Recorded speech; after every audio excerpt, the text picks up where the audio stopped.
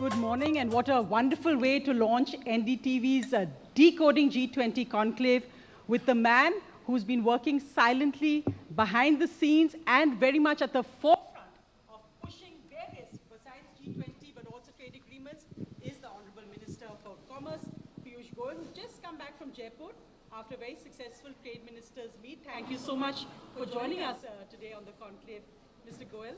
But of course, first, what a wonderful week it's been for India. And I think Chandrayaan-3 and India being on the moon and the fact that the world's most powerful leaders are going to be in India next week has really all come together to showcase where India is in the world today. Thank you, Sonia, and a very good morning to all the viewers of NDTV. It's indeed a matter of great pride that our scientists have finally taken us to the moon and taken us in grand style. We are the first country in the world to ever land on the solar south surface, on the moon's south surface. And in a manner of speaking, that's reflective of the new India, the emerging confident India that we are seeing on the world stage. As you rightly pointed out, this has been a week of many celebrations. The Prime Minister, in fact, landed directly at Bengaluru from Greece to compliment and be with all the scientists. And I think when you look at the G20 in the context of India's emerging strength on the global stage, the Chandrayaan-3 landing was a very appropriate beginning to the next fortnight of engagements, celebrities, and India's own presence at the world stage. We just had the G20 Trade and Investment Ministers meeting in Jaipur, and it started just the day after the landing. And I promise you, the entire world's leaders from the trade and industry side were completely in awe of the India story. They're looking at India as leading global growth. They're looking at India to provide leadership to the world economy. They're looking at India bringing sanity to the progress of mankind. They're looking at India to bring inclusivity as we proceed towards greater good of mankind. And therefore, the India G20 presidency and its theme of Vasudhaiva Kutumbakam, the world is one family, very appropriately fits into the broken world's desire to get back into harmony. The one earth, one family, one future is going to be the defining theme that the world is going to converge on. And I have no doubt in my mind that Prime Minister Modi will provide leadership to the global effort to bring peace and harmony to the world. It's interesting because, Mr. Goyal, if you just look back at this 1 year, when it first came that India was getting the G20 presidency, there were those who said, well, you know, this happens and it's a routine thing. But India in this 1 year has really redefined what the G20 presidency means. We've just heard Mr. Amitabh Kant say, in a sense, the G20 under India's presidency is now more powerful than the UN Security Council. Is this a sign of India not accepting the current global way that multilateral organizations are run, that there has to be reform and India has to be the center stage of that reform when we look at global organizations? Well, very clearly, Prime Minister Modi, ever since 2014-15, when India played a very important role at the Paris summit, at COP21, and helped bring the world together to agree on the Paris declarations, has over the last several years taken a leadership role bringing together the global south, the less developed countries, the developing and emerging economies, and provided voice to their aspirations and their future. We saw that on several forums. We saw that at the WTO MC12 held in Geneva last year, where an almost collapsed WTO ministerial was retrieved thanks to the guidance given by Prime Minister Narendra Modi, the leadership that we were able to demonstrate, and all of this centers around trust. What Prime Minister Modi has done is earned the trust for India from the rest of the world. And that trust is certainly the defining factor of our G20 presidency. As was just mentioned, the G20 grouping represents nearly 85% of the world's GDP. In fact, only yesterday at the B20 summit, which is also very, very widely represented by 55 countries who have participated in our B20, probably the largest business engagement that India has seen in so many years. We had 15 trade ministers on one stage, representing, I think, nearly 80 to 85 trillion dollars of global economy. And that is the power, that is the strength that India has offered to the world. The fact that we can bring diverse opinions on one stage, we can collectively agree on almost every issue related to trade and industry, amongst other things. And the fact that despite all the challenges that the world is facing, India has been able to, save and accept the geopolitical issue, bring convergence in all our tracks, convergence on issues, bring a new dimension to the future, and offer to the world a stage, a platform, which will help redefine the boundaries of world growth, redefine the potential of international trade. And in that sense, the leadership role that India has achieved is true testimony to the sheer grit and potential of 140 crore Indians. No, because it has been an extremely tough negotiation as well. We see all the events, but we're not looking at all the backroom hard negotiations happening. Even the trade ministers meet, the successful one you talked about, didn't have a communique because of disagreement on a paragraph on Ukraine. We've heard what the US ambassador has said about Ukraine. Do you expect that in the communique for the G20 Heads of State Summit that this is going to be an insurmountable problem? Well, nothing in life is insurmountable. I think we are all optimists. And today, this young India with such a exceptionally attractive young demographic profile, under 30, which over the next 30 years is going to continue to remain under 30 and possibly add to global economy as a contribution from India, $30 trillion. We are looking at growing from 3.5 trillion to 35 trillion in the next 25 years. I think this resurgent India today offers a beacon of hope that nothing is impossible. We are going to persevere, and we are still very confident that we'll be able to bring convergence. You must note that almost all the tracks came out with an outcome document and chair's text. It was not just a chair's text. There were significant outcomes, including in our meeting yesterday, where we came up with a Jaipur call for action, which will support the MSMEs in a big way in India.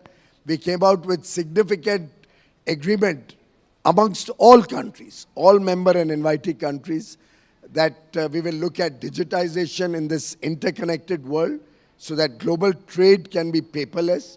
And we were also able to look at convergence on mapping global value chains to make them more resilient. Now, such significant tasks for the future reflect very well on our ability to steer different viewpoints, different thoughts on the table.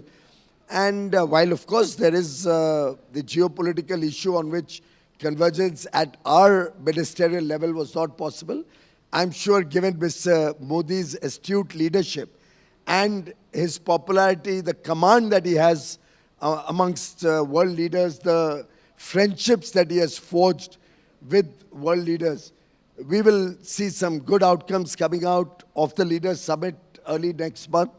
I'm very confident it's going to be a one-in-a-kind G20 summit, just as over the year, not in 40 cities, but actually over 55 cities, representing every state in the country, every union territory of the country.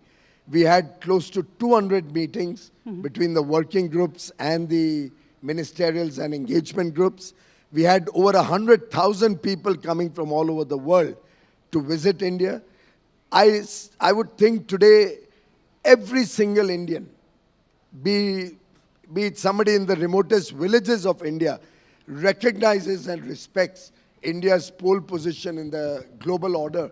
And therefore, I think it's a matter of great pride that we have taken the G20 to the next level. Very often, programs bring luster to the country. I think India has been able to add luster to the G20 itself. No, and I think that fact is really interesting, that when we talk about how the G20 actually has been taken to, as you said, over 60 cities, it's actually part of a domestic political campaign as well, with elections coming up. How has the Modi government and all of you, ministers like yourselves, made this actually about that an average Indian voter even cares about the G20, which earlier was only in Delhi's corridors and Hyderabad House? Well, that's exactly what Prime Minister Modi has been saying for the last 9 years. We have to get out of the Khan market and Lutyens Delhi culture.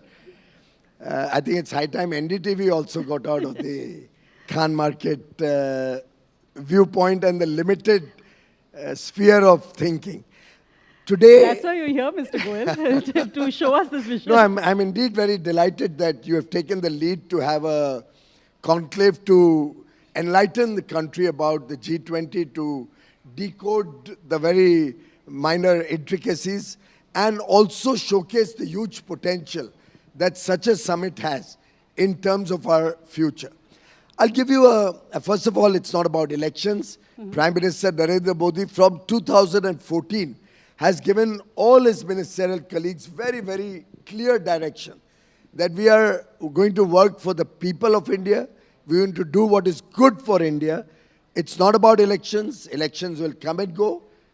We will win elections thanks to the good work that Prime Minister Modi has done. We will win elections because the people of India like the work he's done, trust his intention, trust the fact that India has emerged from the shadows of a fragile 5 economy to one of the top 5 economies. We are confident that in his next term we'll take India to the 3rd largest economy, and by 2047 will be a developed nation, a prosperous nation, with inclusive growth for 140 crore Indians. So I think it's not about elections. It's about involvement. It's about including the people of India in what is good for India. And I think that's where the rules of the game have got redefined. Today, India is not about what Delhi talks about, what Delhi decides, what Delhi thinks. India today is bottom up. India thinks what the villages of India want. India thinks what the poorest of poor deserves and desires. And that's why our entire philosophy over 9 years has been taking goodness, taking welfare, taking the benefits and fruits of development to the common man. And that's India's strength today. And in fact, even just coming back to when the Ukraine invasion began, India took a very strong stand on its view that it refused to go with the Western way, it refused to be pinned into a hole on what its statements or what its stance should be. We've seen over the last 1 year, there's been a change in the US especially and the West on how they first wanted almost condemnatory in their statements against India's stand, to now a sense of more acceptance to recognition that it's the India way, as the foreign minister has been saying. Do you think that's been the big change? We've seen the expansion of BRICS as well just last week. Also the fact that President Xi will be here in India as well as of now. President Putin not coming, but how do you think that 1 year has played out geopolitically? Because that really is where India is creating an India way. Well, India always stands for peace and harmony, and not today, for centuries and I think millenniums. India has been a country which has been a beacon of hope and enlightenment for people across the world. And India has consistently taken the stand that this is not an era of war. Prime Minister Modi, in fact, gave leadership at Bali during the Indonesian presidency and helped the world converge that dialogue and diplomacy will be the way forward. And I think that's truly been India's strength, the fact that he's one sane voice amongst a lot of different viewpoints, who's able to bring convergence in the world thinking that we have to have peace in the world for progress. Our bigger challenges are poverty. Our bigger challenges are meeting the sustainable development goals. Our bigger challenges are to address the needs of a young world, which is not desirous of problems, but is desirous of all the good things of life for their families and for the future. Of course, but as the G20 talks about greater economic ties across borders globally, we've seen that countries across the world, whether it's the US and now India, imposing protectionist curbs on, say, laptop imports, etc. Also, that you've seen global food prices rising at a record high. What is the impact on India, and what is behind the government's logic of imposing protectionist duties, whether it's on laptop curbs and export duties on onions? I think it's a matter of perspective, whether it's protectionist duties or they are fair and equitable trade practices. There's also the security element, and clearly the laptop restrictions emerge out of security concerns. Each one of your viewers uses laptops all the time. I see programs on NDTV on technology and articulating the intricacies and all the good that technology can bring in, also at times warning people about the pitfalls of technology. And I think our curbs, as many other countries around the world have brought it, have been more security related. India certainly is not a protectionist country, but India respects that there have to be transparent rules of trade. And wherever we find that countries are not giving a level playing field to Indian businesses, wherever we find that Indian businesses are discriminated due to maybe undeclared or undisclosed subsidies or non-tariff barriers, the India of today is not a weak India. The India of today retaliates. The India of today takes action.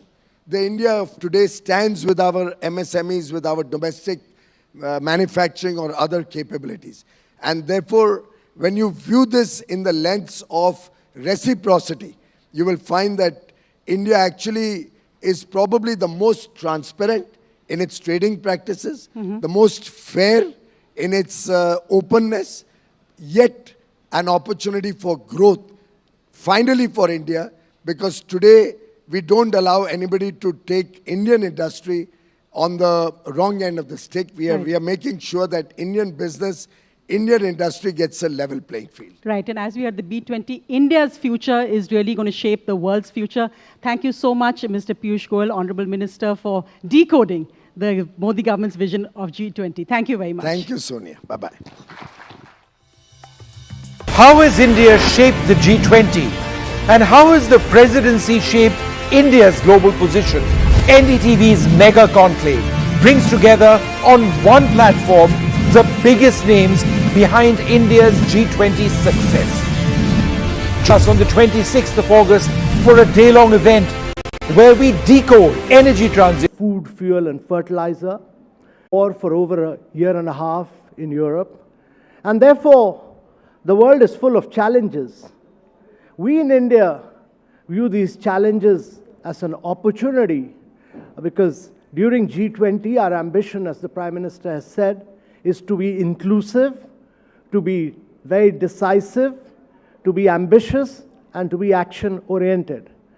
Our presidency has been very different from any other country because in most countries, the G20 is held in one city or maximum two cities. It's very unlike doing a World Cup in Qatar where you do it for about 21 days or doing a World Cup in cricket, which we do in India for about 15 days.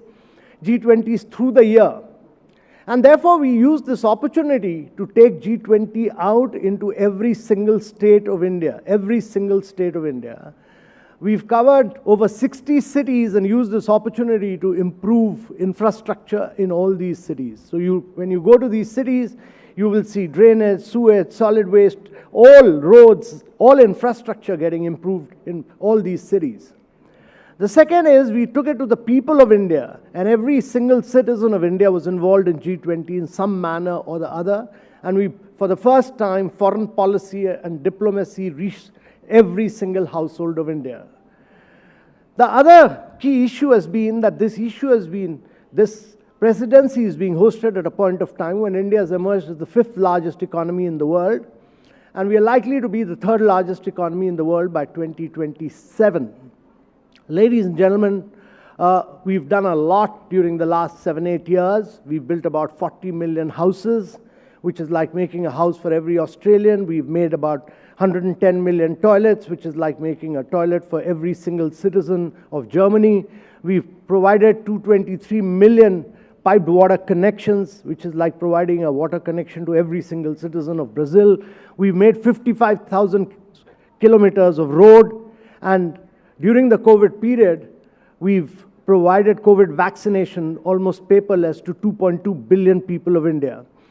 So the political leadership and the development story of India is quite a phenomenal story of what we've done in the last 7 to 8 years. And as the Bank of International Settlement has said, in the digital transformation story of India, where we do about 46% of the real fast time payments in the world, we do 11x of what USA and Europe do, we do 4x of what China does.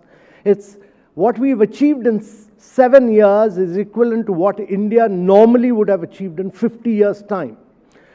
But let me come to the priorities which India is putting forth in the G20, and the first and foremost to our mind is that the world must have strong, sustained, balanced and inclusive growth, which is critical for the world.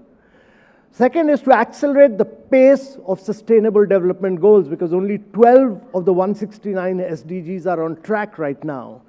And you need to accelerate the pace of learning outcomes, health outcomes, nutritional standards, and make it inclusive. And that is critical. And the third key priority is that climate action and climate finance are very critical. The world may survive, but we'll all go extinct if we are not able to live up to 1.5 degrees centigrade. We've not carbonized the world, but irrespective of the fact that we occupy only 1.3% of the carbon space, it is incumbent upon all of us to actually play a very key and a critical role in carbon action, and therefore the Prime Minister's philosophy of lifestyle for sustainable development. And fourthly, for both SDG and climate action, you need long-term finance. And therefore, the multilateral financial institutions which were built post-World War II during the post-Bretton Woods period need to be greatly redesigned and reformulated so that they move away from direct lending to indirect lending and are able to generate resources from the private sector, do blended finance, first loss guarantees, credit enhancement. There's no shortage of funds in the world. There's $350 trillion. The world needs $7 trillion, but $350 trillion are available, $150 trillion with pension funds themselves. But you need multilateral financial institutions to be able to mobilize them for both SDG and climate action. And then our priority is technological transformation and digital public infrastructure, which India has built up, which to our mind, if you look around the world, 4 billion people do not have a digital identity, 3 billion people do not even have a bank account, almost 133 countries do not even have fast payments. So if you want to do inclusive development and focus on SDG, you need technological transformation with digital public infrastructure. And lastly, our priority of the Prime Minister has been that women-led development, that is women empowerment and gender equality, will be very critical, and women have to be put into positions of leadership so that we can enhance their learning outcomes, we can improve their health standards, break this huge vicious cycle of malnutrition. And if women are going to be 50% of the population, they really need to move the world needle, because as the World Economic Survey says, World Economic Forum says that it will take 132 years to bring gender parity. We do not have 132 years. We have just about a decade. And therefore, that is a key priority for India. So ladies and gentlemen, India's G20 presidency has been inclusive, it has been decisive, it has been very action-oriented, and to our mind, we've taken this G20 to the people of India and tried to transform the very structure and make a paradigm shift by focusing on the global south, which to our mind is very critical because, as the IMF says, this year 80% of the growth is going to come from the global south. Next 2 decades, 2/3 of the global growth is going to emerge from global south simply because the demographics are in their favor. The population in these countries is young. The population in the western part of the world is aging. And therefore, if growth is going to come to these parts of the world, you need financial flows to take place to the global south. Unfortunately, the international financial structure and the multilateral financial institutions are not designed for that, and that's one of our key priorities. So, ladies and gentlemen, we look forward to the Leaders Summit, which will be the key. The Leaders Summit will have the New Delhi leaders' statement, and we look forward to a very, as the Prime Minister said, a very inclusive, decisive, forward-looking, and an ambitious, action-oriented leader's statement. These negotiations are presently on every day, and every word is hotly contested. Every word is debated between 20 countries. It's a very tough and arduous task, but I can assure you that India will more than deliver on G20. Thank you very much, ladies.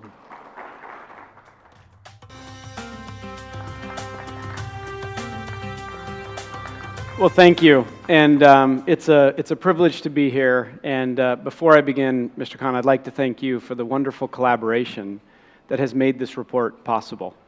It's been a fun journey, and I hope this is the start, not the end. So thank you. I also wanted to say how excited I am to be here in India. I've been to India 4 times in the last year, and last year I was on record saying that I really believe this is India's century. And I stand behind that statement. Our 2047 report shows that India will grow by 8% per year between now and 2047. India will add 220 million non-farm jobs to its economy, driving inclusive growth. India will have over 60% female participation rate in the workforce by 2047. And India's per capita income, when all these are realized, will be over $20,000 per person, 10 times what it is today. Why? There's phenomenal tailwinds for India. If you think about the world's talent factory, 20% of the world's talent resides here in the working population age. When we think about supply chains, we've identified over $1 trillion of economic value as supply chains are reimagined in India. And finally, when we think about digitization, there's only over 850 million internet users in India that provide a foundation for a technological future. Maybe most exciting that all 3 of my kids reminded me of was the lunar landing. They all watched it, and as my daughter, who's in university, also pointed out, she said the total cost was less than Interstellar. And that shows something in terms of revolution, right? It's phenomenal. So I can think of no better place to start to talk about the issues that I'm about to tee up than here in India. It's India's moment, and India can lead on this dimension.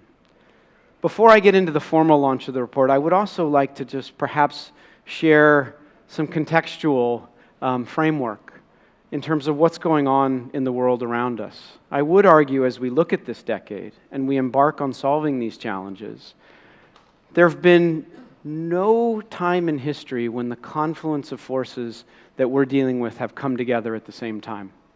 Geopolitics is fundamentally changing. Demographics are changing at a rate that we've never seen. We talked about the North versus the South. Inequality continues to rise, and it's a topic that I will come back with. For 70% of the world's population, they live in economies with growing inequality. Climate is an issue that has to be solved now. It's not one that we can put off. And finally, the rate of pace of technological adoption is something that we've never seen before. Now, any one of these 5 issues could be a generational defining change. We have both the challenge and the opportunity to solve all 5 of these at the same time. So there's a unique context. So let me then go to today, to the launch of our report. And this report talks about 5 things, all under the banner of how do we drive a world that has sustainable, inclusive growth. This has been a personal passion of mine, and if I were to say one thing on this topic of sustainable, inclusive growth, it's how do we avoid, how do we push back against the tyranny of or-based thinking? I'm often asked, Bob, do you stand for growth or inclusion? Do we want growth or do we want climate? Do we want climate or do we want inclusion? That's easy thinking. Right? Hard thinking embraces the challenge of the and, that says, really, this is a simultaneous equation. And if we want to solve inclusion, if we want to solve sustainability, if we want to solve growth, we have to solve all 3 at the same time. They link to each other in a synergistic way. It is not easy to solve all 3, but we believe that's possible. Today's report, done in collaboration with Mr. Khan and others, lays a critical foundational pillar to start to lay the fact base that this is possible. And we have 5 important observations that I'd like to share with you. The first observation goes to a notion of redefining the floor from poverty to empowerment. Let's change our thinking from a poverty line to an empowerment line. What's the difference? We've all become accustomed to the poverty line, which effectively says, how do you get somebody to ensure that they can survive? Right? Empowerment goes beyond that. Empowerment says it's not about survival. What it's about is it's about mobility, social mobility. It's about saying, do you have a shot? So this is a line that ensures that people have basic access to infrastructure, to education, to health, to being able to be resilient. It's the minimum level that says, I have a shot. So we've defined this notion of the real aspiration should not be rising above the poverty line, it should be rising above the empowerment line. So that's the aspirational side. The challenge is 60% of the world today does not meet this standard. And when you look at specific countries, let's take India, 75% are below the empowerment line. In places like Mexico, Brazil, and China, 50% are below the empowerment line. And even in the most advanced economies, 25% are below the empowerment line. So when we raise our aspiration from poverty to empowerment, we raise the challenge. So we then did some research to say how much investment is required to solve 2 key pillars, to raise everybody to the empowerment line and to solve the world's net zero equation. What's the investment required? Well, the investment required is massive. Right? When you look at this on a global basis, it's $37 trillion to raise everybody to the empowerment line. It's a further $41 trillion to solve the net zero equation, which gives us a massive number of $78 trillion. The G20, which we're focused on today, plays the lion's share of that role as $56 trillion. Okay, so it's a big number to solve this problem. How do we actually drive enough economic growth to solve this? Where's the money going to come from? This is the second big observation. And I'll go to good news and bad news. The good news is we believe half of this gap can be solved. We have a pathway to it, and it's really driven on 2 things. How do we create an environment to drive economic growth, which can solve about 13 trillion of this equation, and further, line-of-sight innovations. These are not unknown innovations, but innovations that we know today can solve another 16 trillion. That closes half the gap. If we can create an environment that fosters economic growth and fosters innovation, we can close half the gap. The problem is we have another half to still close. And for this, we need to get creative. And we started to then do some research to say, how do we get creative? And the key to getting creative is starting by looking around the world today for pockets of innovation and figuring out how can we level up in these pockets of innovation. So let's look at these pockets of innovation. The first pocket of innovation deals with access and skilling. Right? If we can create more access and skilling. Let me give you 2 examples. On access, Mexico. Mexico has played a leading role to create trade access, not just with the US, but for countries around the world. And when you look at the economic growth of Mexico and foreign direct investment. Foreign direct investment has gone up 50% in the last year alone as the world has reimagined supply chains due to its open trade policy with the rest of the world. Access has driven economic growth. Access. If we think about upskilling, I'd look at Germany as an example, and the work they have focused on apprenticeship programs for trade skills for 16-year-olds and up have led the way for the lowest unemployment rate in Europe. Access and skilling may be one source of innovation that we could level up in. Let's go to housing. Affordable housing becomes another beacon of light to solve this particular equation. And I start with Brazil. The program Minha Casa Minha Vida, right, has been recognized by the UN as a global lighthouse for providing creative financing to drive low-income housing across Brazil. In Indonesia cooperated with the World Bank to renovate over 250,000 low-income houses. There are examples of this that we could radiate out to provide affordable housing for all. Let's turn to healthcare. Here in India alone, the Apollo's end-to-end approach to looking at data across the value chain has unlocked massive opportunities for outcomes-based health. Data across value chains. If we can drive more data exchange in health, there's massive opportunity for access for all. If I go to nutrition and we look at China, China's Green for Grain program, which really tackled the issues of technical assistance to deal with afforestation and erosion, focused in working with farmers. The result of those programs dropped reduced soil erosion and reduced water use by 71%. This affected 8 million hectares. There is an opportunity here around a revolution through agriculture and to drive nutrition. And finally, I'll go to the UK for schooling. UK has been chronically short of teachers. And by tackling this problem from the mundane, online applications to teachers, to also looking at the more complicated, balancing workloads, changing pay, they've doubled the number of applicants. From 2019, there were 2,800 applicants for teaching. Last year, there were 50,000. You can solve this question of the teacher shortage. All of these examples exist today. None are scaled around the world. So our first observation in solving the rest of the gap is let's learn from each other. Let's learn from each other. Our research concludes with 3 simple ideas. The first is let's not wait to identify the rest of the gap before we get started. Let's move now. Closing half the gap in the rate of speed will drive further innovation that we can't see today. The second is we need to accelerate the adoption of technology. We did some work recently on the value of implementing generative AI, but we got very granular. We looked at 67 use cases across 11 industry verticals. That shows there's an additional $4 trillion of revenues every year for business if they adopt generative AI capabilities. If we accelerate generative AI through reskilling, we'll actually solve a massive chunk of this residual gap. And finally, as Mr. Kant talked about, there are financial challenges. We need to actually solve new financial instruments to make this happen. And 2 days ago, I was very excited. Brazil launched $2 billion US of sovereign bonds focused on sustainability, one of the first in the world. If that can be a lighthouse to do more to unlock financial flows from north to south, we have a shot at closing the residual gap. So let me then close with, is it all worth it?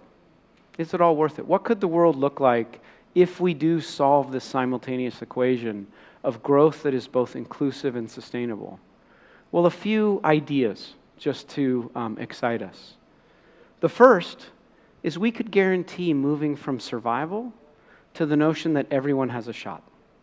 Everyone has a shot to be mobile in life. The second, we can build resilience into our system, that one bad decision doesn't permanently change the course of your life, that you can withstand an exogenous event or you can withstand one bad decision. The world would be more resilient. Third, the world would be more connected.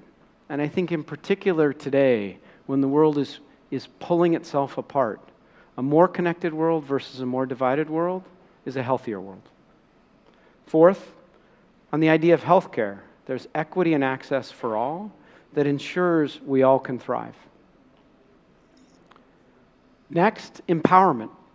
If we actually get to the empowerment line, everyone has the ability to participate in their communities. No voice goes unheard. And finally, on the environment, there's secure, clean, and affordable energy for all. So I think we can all agree this is the kind of world that we'd like to have. That's the conclusion of our report. And as I wrap up, I would love to proactively thank our hosts, Sonia and Vishnu, and Mr. Kant. Again, I'd like to thank you for the wonderful collaboration. Thank you all.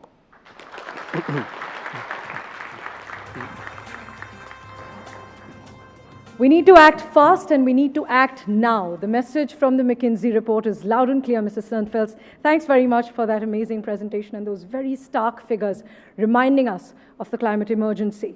Now, I also request the G20 Sherpa, Mr. Amitabh Kant, the India Managing Partner for McKinsey, Mr. Rajat Dhawan, NDTV's Editorial Director Sonia Singh, and NDTV's Executive Editor Vishnu Shom, along with Mr. Bob Sternfels, to kindly come up on stage to release the McKinsey report.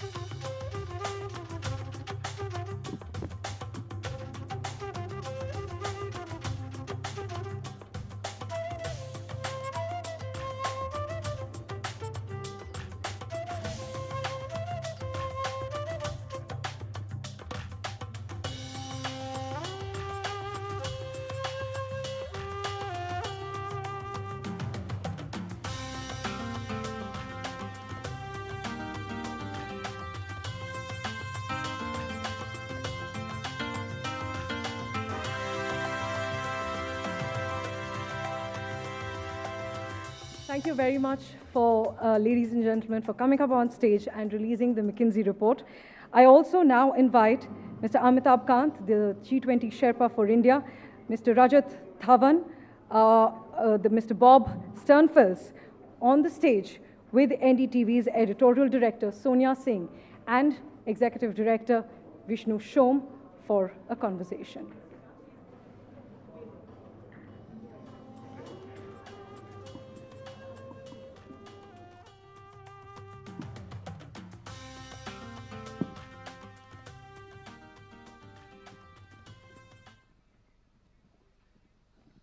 So we'd like to thank all of you for being over here. It is a fantastic report. And I think there were so many points outlined in this report which have a bearing for the entire B20 process and G20 process. But I think what we'd really like to know over here, and perhaps Rajat, you'd like to take that, is while we've spoken about and looked at the global goals of G20 and what we need to really get there, what is it that we in India need to do to achieve some of these targets? Sure. Thank you. Thanks, Vishnu. And the G20 Sherpa and Bob very clearly brought out the global imperatives. I would only say that these imperatives are absolutely applicable to India. If India has to move ahead, sustainable, inclusive growth, jump-starting it and accelerating it is the only way for us to move forward because it does good for the people and the planet. Why do I say so? If you look at just the inclusion parameters for India, Bob talked about 2.6 billion people in the G20 world who are below the empowerment line, which is a higher bar. It's a $12 PPP higher bar. In India, about 1 billion of those 2.6 billion people reside. So we have about 1 billion people in India that in the coming decades have to really rise above the empowerment line so that they have a shot. You look at the climate events. Our research tells us that 75% of India's districts, roughly 600 million population in India, is subject to some climate events or the other in the coming years. These are the climate hotspots. We see it. I mean, we see the flash floods in Himachal and Uttarakhand recently. We saw the freak hurricane in Gujarat, and so on and so forth. So moving on the sustainable, inclusive pathway is probably the only choice we have. Now, what kind of goals can we set? Bob talked about the goals towards 2047, 2050, which would be 100 years when for India's nationhood. I would actually say let's also look at the next 10 years, because these 10 years are the years for us to deliver escape velocity towards the 2047 goals. And I would call out 2 goals for the next 10 years. Goal number 1 is we halve the intensity of carbon emissions as a fraction of GDP in India. Today we emit about 3 gigatons of CO2 equivalent for about a 3.5 to 4 trillion economy. Is there a way we can maintain at 3 as we double the economy in the next 7 to 10 years? So that's sort of one goal. The other is a large part of these billion strong population that is below the empowerment line, we try to push above the empowerment line. These goals, are they achievable? Probably yes. What would it take for us to deliver on these goals? I would say 2 things. Firstly, tremendous amount of capital requirement. So the 56 trillion number that Bob talked about for the G20 economies is about 11 trillion for India, roughly split half and half between the inclusion goal and the climate goal, 5.5 each. What would it take for us to get 11 trillion worth of additional capital spending on the table? Again, it comes to 2 imperatives. Let's drive growth as much as possible, because growth would put money on the table. It completes the system. And the second is innovation. And again, innovation has two sides to it. One is the technological evolution, because a lot of the sustainability technologies will come into the money and so on. But on the other side, just pure business innovation on the back of digital and so on. We have seen how the entire digital stack in India has helped raise the inclusiveness quotient substantially. So innovation of both kinds, along with growth, will take us quite a lot of the distance, and as Bob called out, not the full distance. And our research tells us that on the inclusion side, good news is that about 80% of this gap in the next decade could be filled on the back of on the back of growth and innovation. On the sustainability side, the climb is a little bit stiffer. Only about 1/3 of the gap today, based on technologies that are in the money and so on, will get filled. But there is hope. I think it's a uniquely challenging pathway ahead of us, but we are ready for the challenge. That was fascinating to hear, Rajat. I'm just going to digress for one moment from the report to ask Mr. Amitabh Kant that how are you staying so unflappable? Because we're now in the final lap. How much sleep are you getting at night right now? Are you dreaming Ukraine? Well, I'm sleeping really well now, so it doesn't bother me because we put the developmental agenda on the forefront. We are not responsible for the Ukraine war at all. So we keep it at the back. Our objective is to really put all the issues of the developing countries right in the forefront, which are issues which Bob has talked about, issues of sustainable development goals, issues of growth, issues of climate, issues of technological transformation, issues of women-led development. Those are the issues we brought forefront. So I think that's a really important point. Focus on our shared goals. Let's not focus on what we're diverging on. And given that, what do you think are the shared goals the economies of the G20 currently share? What can we converge on, which is really the top 3 action points you'd like to see after this? So if you look around, I think to my mind, there are some major trends across the world. And first of which is the digital transformation taking place in the world. And that digital transformation is moving away from the kind of innovation which big tech had done in America and Europe. So you've seen innovation coming out of Google, Meta, Amazon, Apple, and in China you saw it out of Tencent and Alibaba. What India has demonstrated is that you could create public interest layers on top of which private sector innovates. And you have open source, open API, interoperable model, and that is what we've driven across. And to my mind, in India's case, the data is owned by the citizens. So this is the model for the world. There is no other model for the world. So that digital transformation which is taking place will be one where the digital empowerment of data to the citizens will be critical. Models will be based on open source, open API, and interoperability, which will allow much more innovation to take place. And that is what is happening now. So that's one digital transformation which is taking place in the world. The second is a huge energy transition which will take place in the world. The world will move from fossil fuel to clean fuels. And that is imperative for the world, to my mind. There'll be a just energy transition in the world. We in India have done about 185 gigawatt of clean energy. We are from renewable, we are now cracking water to produce green hydrogen. We import 200 billion worth of fossil fuel.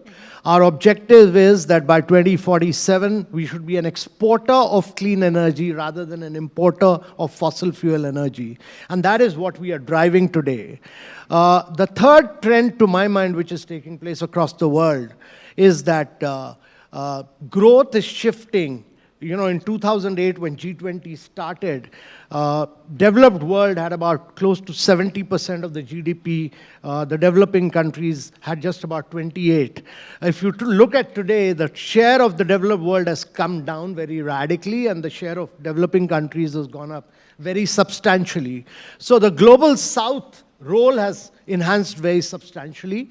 And if, as I said, IMF says this year 80% of the global growth is going to come from global south, and next 2 decades, global south will be the key driver of growth. Then you need resources to flow into the global south to drive growth. These are 3 clear, distinct transitions taking place in the world, and everybody must be clear that these are trends which will drive corporates. These are trends which will drive countries.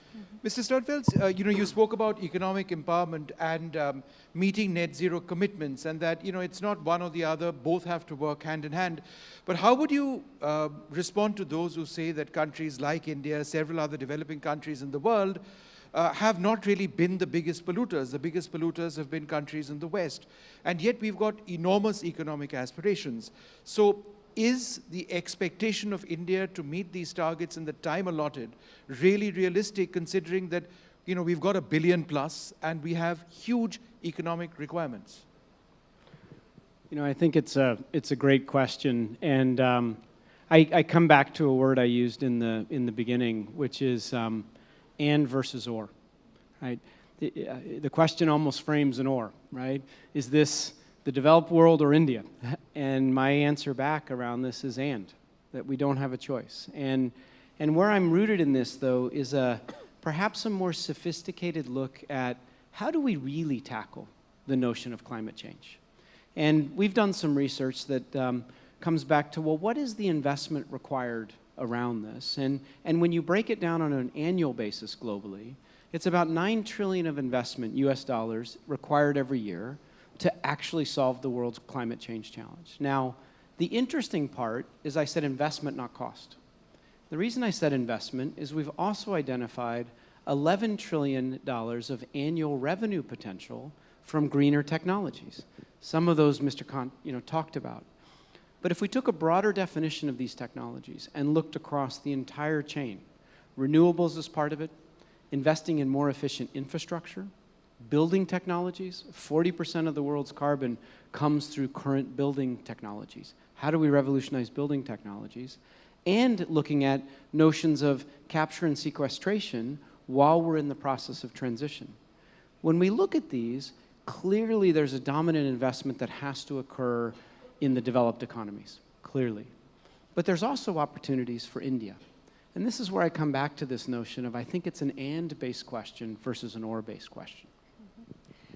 Mr. Dhawan, talking about closing the empowerment gap, as Mr. Kant pointed out, the digital innovation being driven by India. In fact, our digital public infrastructure is now better than anywhere in the world, including the United States, and really a model for the world. How do you see this and the fact that how it's transformed the delivery of government welfare schemes, when you talk about empowerment, going to the bank accounts directly, in many cases, of women? So that really has been a major shift as well. They're going directly into the bank accounts of women. How do you see that as closing the empowerment gap, not just in India, but in countries across the world? No, it has been, India has really innovated on creating a digital public infrastructure stack that is just benchmark, right? And I think even countries in the developed world are now wanting to learn from India's journey over the last 10 years. And particularly between sustainability and inclusion, particularly the impact of this digital infrastructure on the inclusion goals has been superb. Just take financial inclusion as an example. From somewhere around 40 to 45% people who had bank accounts. Today, that number is closer to 85%, just on the back of the ability of the UID, the Aadhaar, to provide all the KYC requirements and so on, right? So, look, and the financial inclusion starts to change the game. Again, going back to Bob's point, it's not just about survival, but somebody who has a shot at social mobility and going up. And once you have the financial inclusion sorted out, you have optionality on the table, vis-a-vis nutrition, vis-a-vis healthcare, vis-a-vis education, and so on and so forth. So we are very sanguine that we are at a pretty important point where we can accelerate from here on the back of the fabric that has been built. Mr. Kant, one last question to you as we start wrapping this up. We are now the most populous nation in the world. It's called India's demographic dividend. But that dividend only starts paying rewards if we can reskill and upskill and generate jobs. As you look at 2047 and our targets over there, how important is it for us to work on reskilling and employment through that prism? Very important. I think important thing is for India to grow at about 8 to 9% plus for the next 3 decades, year after year, year after year. 3 decades is important because several other countries have done it for 3 decades, and that's critical. And that means that India needs to fire on all cylinders, not just services. We need to become a manufacturing nation to create jobs. We need to enhance our agricultural productivity. We need to do urbanization in a very sustainable manner, because we'll see close to 400 to 500 million people getting into the process of urbanization. So that's very important. But the most important of all is that we'll be the skilled capital of the world. We'll be providing, in 2047, India will be providing close to 28 to 30% of the skilled manpower to the world. There'll be Indian general managers in 5-star hotels, there'll be Indian electricians, Indian plumbers, all over the world. Indians will be capturing the world. And therefore, we need to train them, skill them for what the world will require at that point of time. And that has to be the #1 priority of India, which is what the Skilling Ministry is doing right now. Mr. Kant, final question before you go. Now, of course, we've got it's a culmination of your work, I think, for must be about 3 years now. That's the big summit coming up. What is it going to be like? We've got China's premier arriving. Do we have confirmation of that yet? So I wouldn't like to comment on who's coming, who's not coming. That will be unfair for me to comment at this stage. Let things unfold. But all I can say is that, as the Prime Minister himself has said, that you can rest assured that our presidency will be very, very inclusive.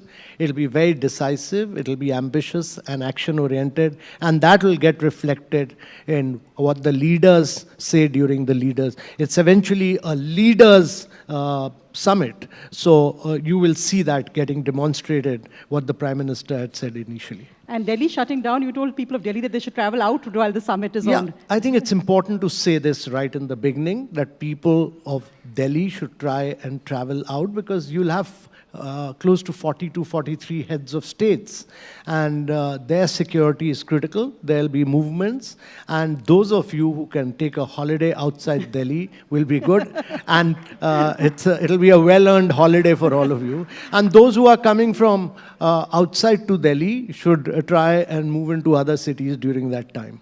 And the world watched the moon landing. Is the world going to be watching again? Because this is the G20's moonshot moment.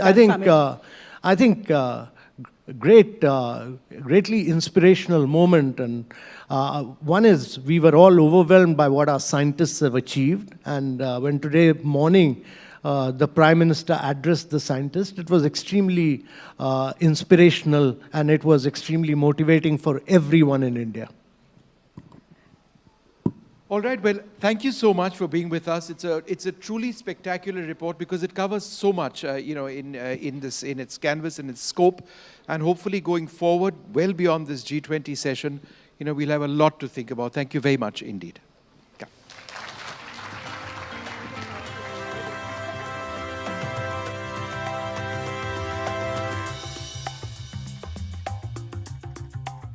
Thanks very much, Mr. Kant, Mr. Sternfels, Mr. Rajat Dhawan, Sonia Singh, and Vishnu Shom for that very insightful conversation, highlighting the India global moment through the G20 and highlighting the crucial issues that will be discussed here in the national capital in just about a week from now.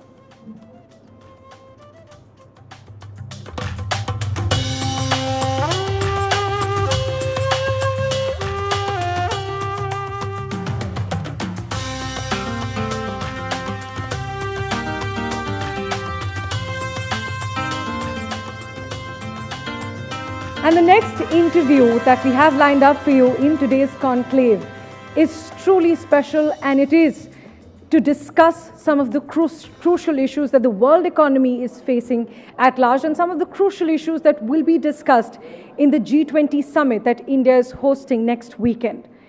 One sentence that you must have heard over the last few months repeatedly coming in from the government and coming in from the top global voices is that India is fast becoming the voice of the global south through its G20 presidency.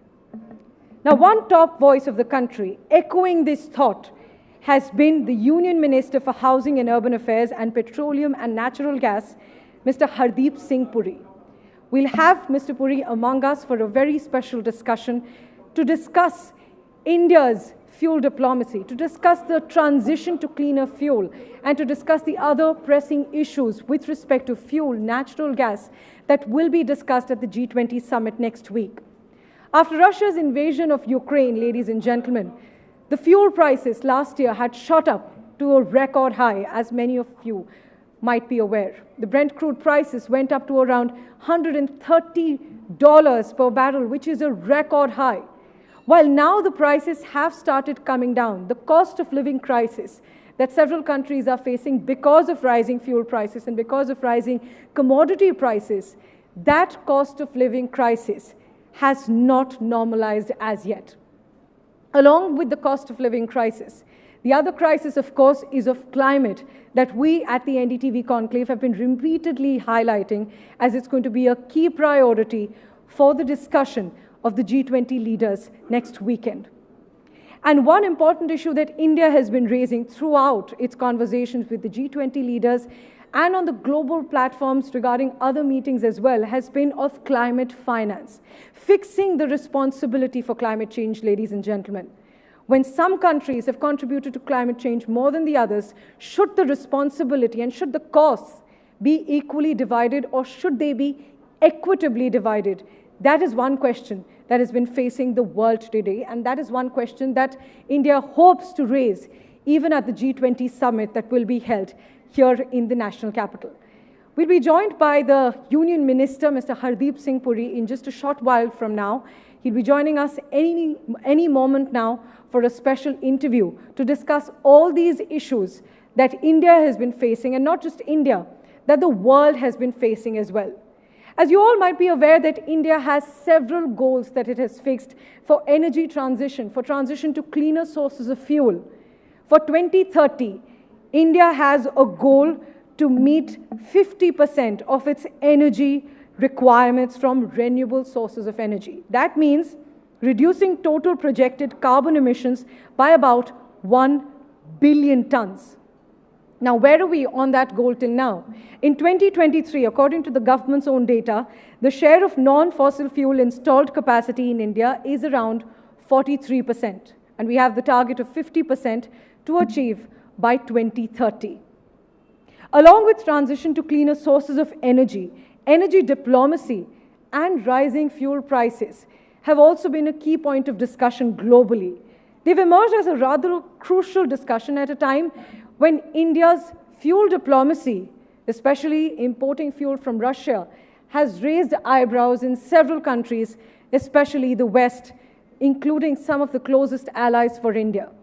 While the government has been saying that those decisions have been made keeping India's interests at front and keeping India's economic interests, to keep the prices in control, those priorities have been kept at the top when it comes to India's fuel diplomacy. These are some of the questions, these are some of the issues that we will discuss today with the session with Mr. Hardeep Puri, who will be joining us in just a short while from now. We will also discuss, as we've been highlighting through the day, the climate change emergency, the energy transition emergency, because as it has been highlighted repeatedly now over the last 1 year, in fact over the last several years, that the time to act is now. And India's goal to meet the 50% target by 2030, many experts say that for now is going well on track. Currently we're at 43%, but we hope to go to 50% by 2030. But there are several questions on whether even that is enough, considering that we have already come a long way. We have already passed several critical junctures of climate change, which will now need a lot more effort to reverse. We are honored to have among us the Union Minister for Petroleum and Gas, Mr. Hardeep Singh Puri, who are joining us. I request Mr. Puri to come to the stage for a conversation with NDTV's senior anchor and consulting editor, Sanket Upadhyay.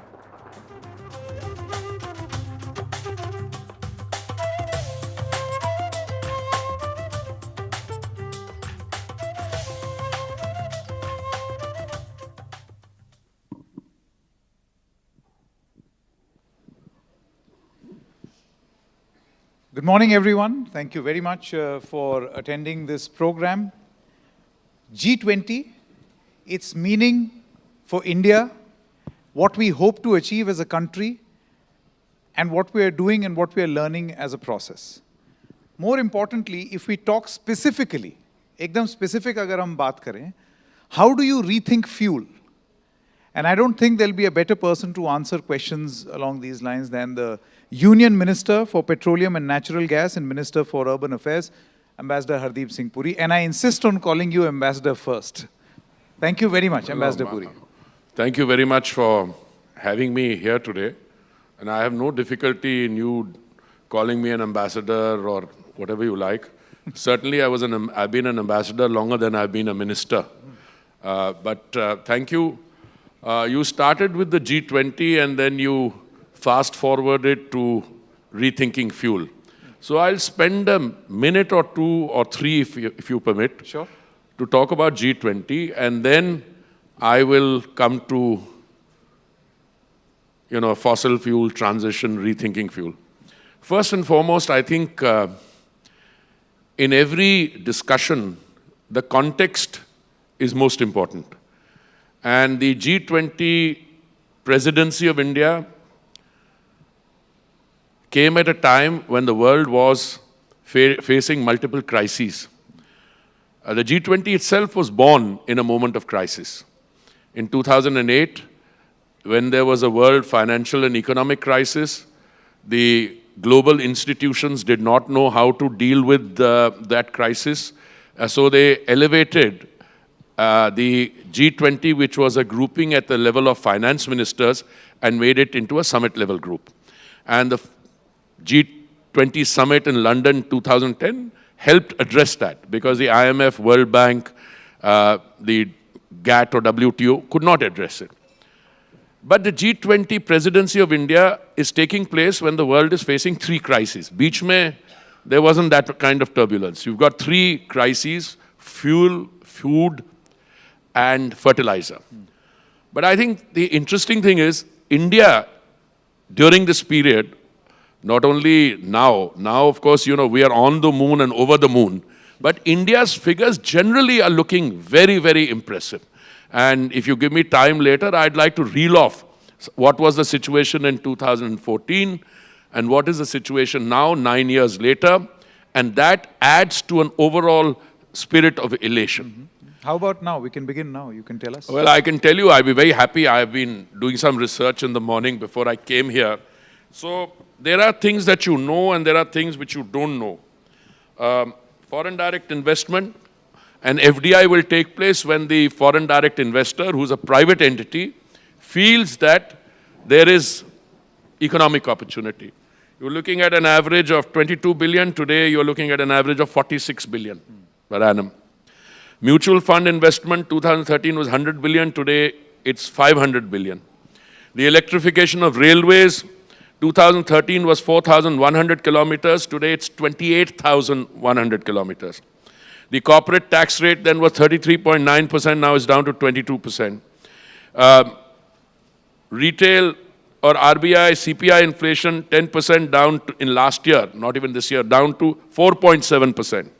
Direct benefit transfer, you know, money that you transfer to the beneficiaries of all our schemes. It's very interesting, from 0.89 billion, that's less than 1 billion, now it's 32 billion. Then I give you national highways. 2014 में 25,700 kilometre थी, आज 53,700 kilometre. Airport 74 थे, आज 178 है, 148. Digital transactions as a percentage of GDP. Now this I find most impressive. 2016 में 4.4%. Today 76.1%.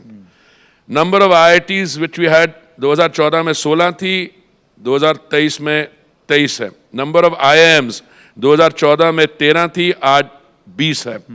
Look, I can go on and on. Yeah. But the feel-good factor in India, where India has traveled, and that is reflected in turn in the fact that you've moved from being the 10th largest economy to the 5th largest economy. जब मैं कुछ वर्ष पहले कहता था that we are going to be a $5 trillion economy, some of my friends, I don't know how to describe them. Their friendship, I think, has never been in doubt. Their liberal wonkiness was in doubt. ये sir कभी $5 trillion इतने challenges है, right? Challenges तो हैं, और challenges तो आज भी हैं. But today, when you talk in terms of being a, let's say, $10 trillion economy by 2030, no one has any doubt. और आप आगे बढ़ते. By the way, ये जो मैंने आपको रील आउट स्टैटिस्टिक्स किए थे, ये रोल आउट किए, मेरे नहीं हैं, ये मॉर्गन स्टैनली के हैं. आज सुबह मैंने एक रिपोर्ट पढ़ी, and the preambular was, and I'll conclude with that, and forgive me, I'm not trying to say this, not my view, Morgan Stanley's views, India's future looks like China's past. I think that sums up that growth area, the growth potential that India demonstrated in the last 9 years and the years ahead. And he's recalling China's past. I'm not saying China will not have a great future. I don't know. I don't study the Chinese economy in that detail. But there are fault lines there. Some sectors of that economy are under strain. The real estate sector to begin with, about which I know a little. But now I want to fast forward to fuel. And before Ambassador Puri, you answer questions on fuel, this point that you made on $5 trillion economy, some of your friends, since you mentioned them, उनका ये भी कहना था कि ये तो अपने आप ही हो रहा था. The whole theory of compounding. तो आपने ऐसा क्या किया? आप उनसे ये सवाल पूछिए, अगर अपने आप ही हो रहा था, आपने क्रेडिट क्यों नहीं ले लिया? जब हम कह रहे थे, जो मैं बात कर रहा हूँ 2017-18 के बाद, जब मैं मंत्रिमंडल में आया, तो मैं ऐसी बातें करनी शुरू की थी, ये तो हो ही नहीं सकता, असंभव है. अगर अपने आप हो रहा था, you should say हमने काम किया, उसके कारण हो रहा है. But you know, I mean, frankly, I think every one of us, when we get up in the morning, we can decide how much of a fool we want to make of ourselves that day.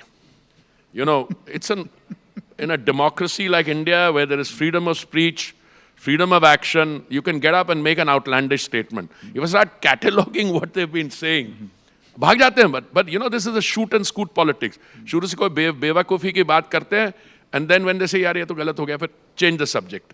But if you want me to come to fuel. Yeah, from fool, let's come to fuel. Good one. देखिए, ऐसा है,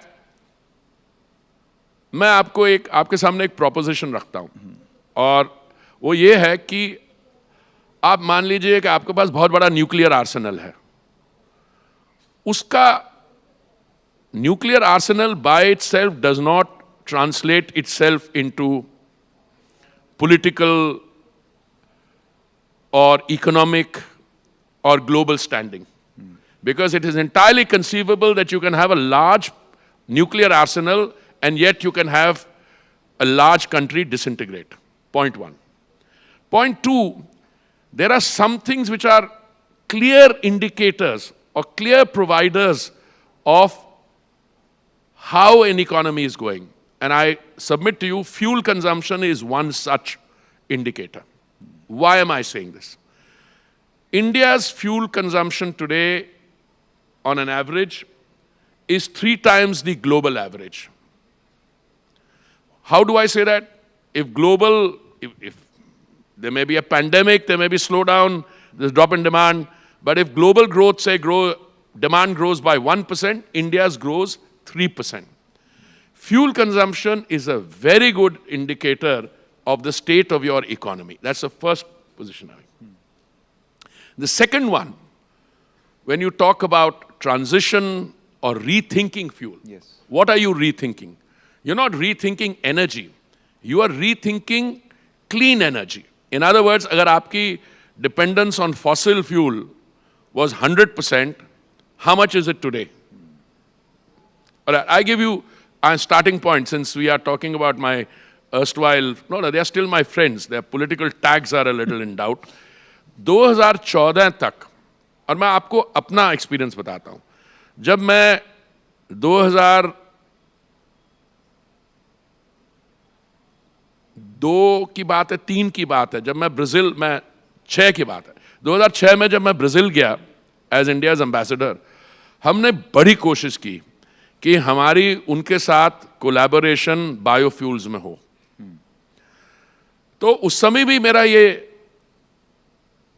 मेरी position थी और आज भी है कि आप किसी चीज को में सफलता अगर लाना चाहते हैं तो पहले आप जो आपकी नीति है, पॉलिसी है, उसको सही तरीके से लाइए.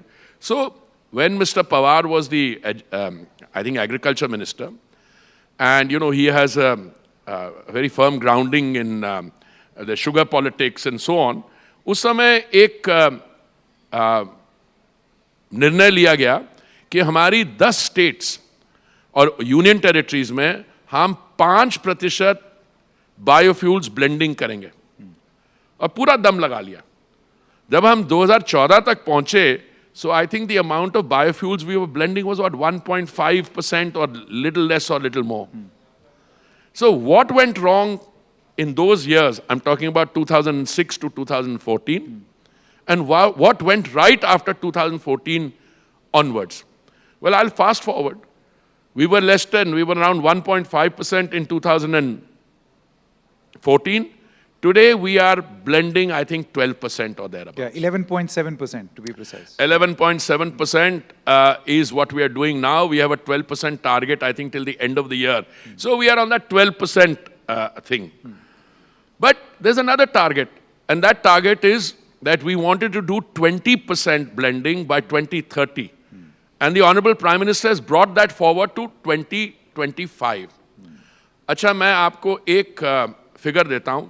जब हमने 10% ब्लेंडिंग की, और ये 10% ब्लेंडिंग का हमारा टारगेट था नवंबर 2022 तक, और हमने 5 महीने टारगेट डेट से पहले कर ली. जब हमने 10% ब्लेंडिंग की तो हमारी saving on the import bill was 41,000 crore, और 41,000 करोड़ जो हमने बचाया, हमने 42,000 करोड़ अपने फार्मर्स को दिया. अगर हम 20% blending करते हैं, which is around the corner. So what will be the saving on this thing? You can calculate based on then prevailing international price. But that's not my point. It's not the amount of money you're saving. Please look at the boost that agriculture receives as a result of biofuel. So you're rethinking fuel, you're also providing a boost to your agriculture. And now I want to go forward, because I'm sure you don't want to take all the time on fuels, but before we move beyond fuels, एक सवाल, ये जो blending की आप बात कर रहे हैं उसी से जुड़ी हुई है. For a lay person who's driving his car, उसका पहले आपने बताया 1.53% blending थी, मतलब पेट्रोल में इतना इथेनॉल, वो बढ़ा करके 11.7% कर दिया. Now you've set a target of 20. By 2025 this will also happen. एक कंसर्न ये आता है कि मेरी गाड़ी में पेट्रोल की जगह ये मिक्स क्या चीज़ आ रही है, एंड इज इट सेफ? देखिए So ऐसा while है, you save money, that's a different thing. But is it? देखिए How do you ऐसा- convince people that this is right? No, I don't need to convince people. The convincing is taking place on its own. Technical studies had shown कि आपकी अगर biofuel blending 20% होती है तो आपको गाड़ी के इंजन में कोई पार्ट्स में कोई बदलाव करने की ज़रूरत नहीं है, उसमें कोई कोरोजन ज़्यादा नहीं होगी, कुछ ऐसा नहीं. This was the conventional thinking and I make this submission to you. उस थिंकिंग के कारण हमारा माइंड सेट भी वो 20% पे रुक गया.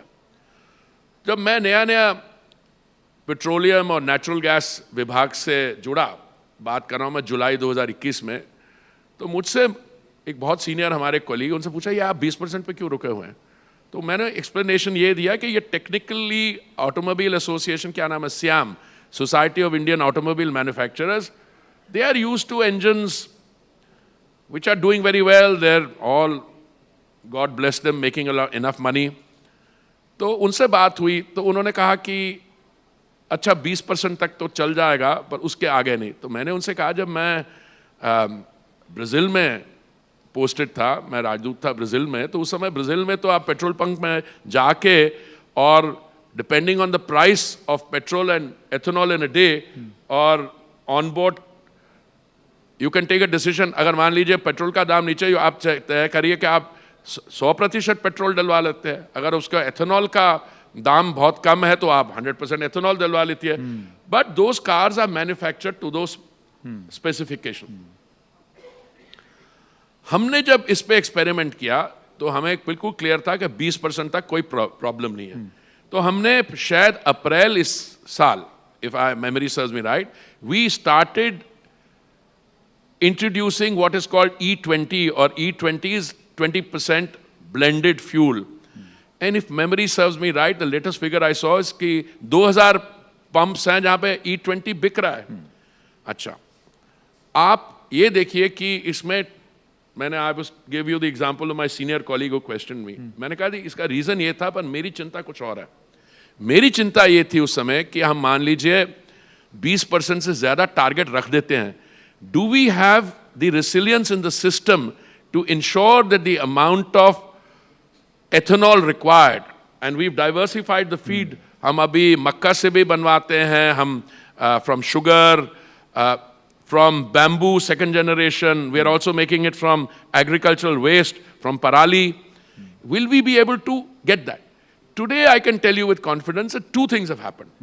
एक तो मैंने एक I took a small step, but I think it had its impact.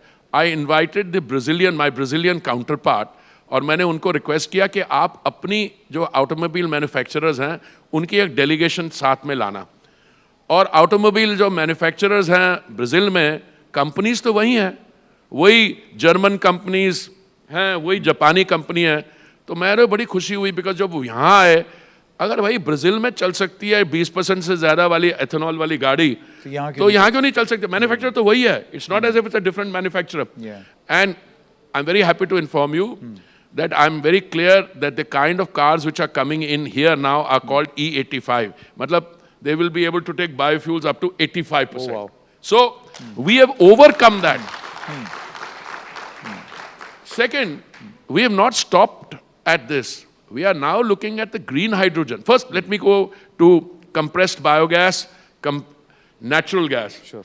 I'm very happy when we were walking in, whoever was your master of ceremonies was describing me as the Minister of Petroleum and Gas. I said, I like the second part. But no, it's natural gas. There's a difference between natural gas and liquefied petroleum gas. Let me give you what the difference is. Liquefied petroleum gas, which is a pure cooking medium, that is what my OMCs have to sometimes carry on their shoulders when there are torrential rains and deliver. Natural gas is used in automobiles, it's used in the industrial sector, it's used in a variety. Now, liquefied petroleum gas is made from crude oil, the other one comes out. So what are we doing? We are increasing the percentage of gas in our fuel mix from 6% to 15%. We're well on the way. And it's going to cost about an investment of $60 billion. It's taking place. We have just now, if memory serves me right, otherwise my young friend will correct me, we have about 7 liquefying stations. You see, gas is not transported across the sea. You come in liquid form, it comes to the port of arrival, there it is gasified, then it comes through a pipeline. So what have we done on the pipeline? That's very important. 2014 में हमारी total pipeline जो देश में थी 14,500 kilometre थी. हमारा target है 33,000 kilometre से ज़्यादा. आज with great pride I tell you, the country has already achieved about 23,000 kilometers. And we will take it from 23,000 kilometers to 33,000 kilometers. So natural gas usage in the economy will go up.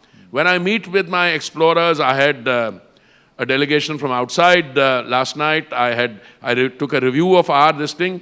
I think gas production in the last 2 years has gone up by 18-20%. So we are trying to increase gas domestic production. Unlike crude oil, where we are dependent on imports to about 80% or so, in the case of natural gas, we are 50% or so. Now, लेकिन Ambassador Puri, natural gas के लिए, for instance, let's talk about its use as a piped natural gas. It requires infrastructure. मैं अगर चाहूँ भी इस्तेमाल करना, अगर मेरे घर तक पाइप नहीं आ रही है, so that may be a problem. I'll have to depend on LPG. So in terms of that penetration, are we? No, I think 98% तो पहुँच गई है. But वो problem क्या है मैं बताता हूँ. Pipeline is covering 98% of the geographical area. Difficulty क्या है? Last mile connectivity है. और मैं किसी की निंदा नहीं करना चाहता हूँ. Last of all मेरी अपने constituents की. ऐसा है कि अगर आप लीजिए ये पाइप यहाँ से ले जाते हैं किसी अर्बन सेंटर में और वहाँ पे एक हाई राइज बिल्डिंग है, वहाँ तो बड़ा आसान है, एक कनेक्शन दो और 300 कंज्यूमर सेटिस्फाई हो गए. पर जहाँ आपकी जनसंख्या जो है वो डिस्पर्स्ड है, जहाँ आपकी पॉपुलेशन जो है वो एक घर है और अगला वाला 4 किलोमीटर दूर है, 6 किलोमीटर दूर है, तो कुछ वो उसमें देरी हो रही है. But I think the figures are very impressive. I think geographically we've already covered 98% of the area.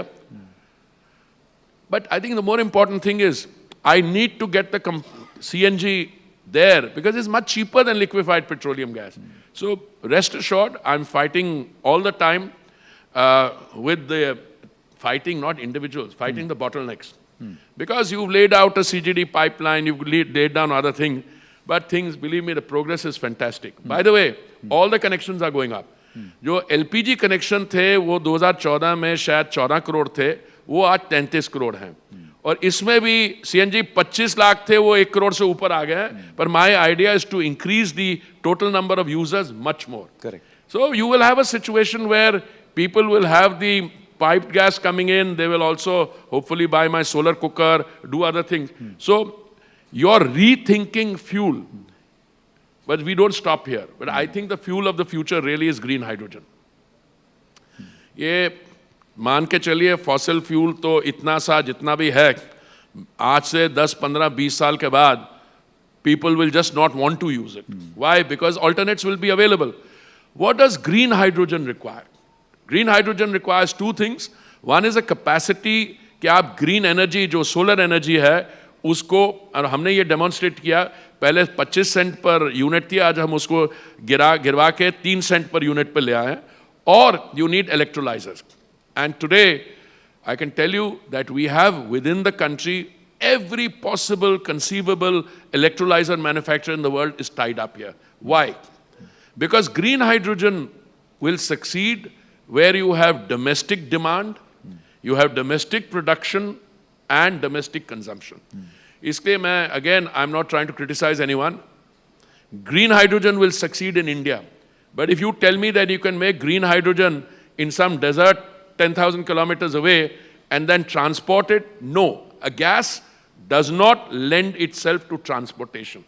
I mean, you can, but it's a very costly business. What you can transport and export, which Indian companies are doing now, is green ammonia. So today, green hydrogen, अगले कुछ दिनों में I'm looking at different possibilities. The fuel cell.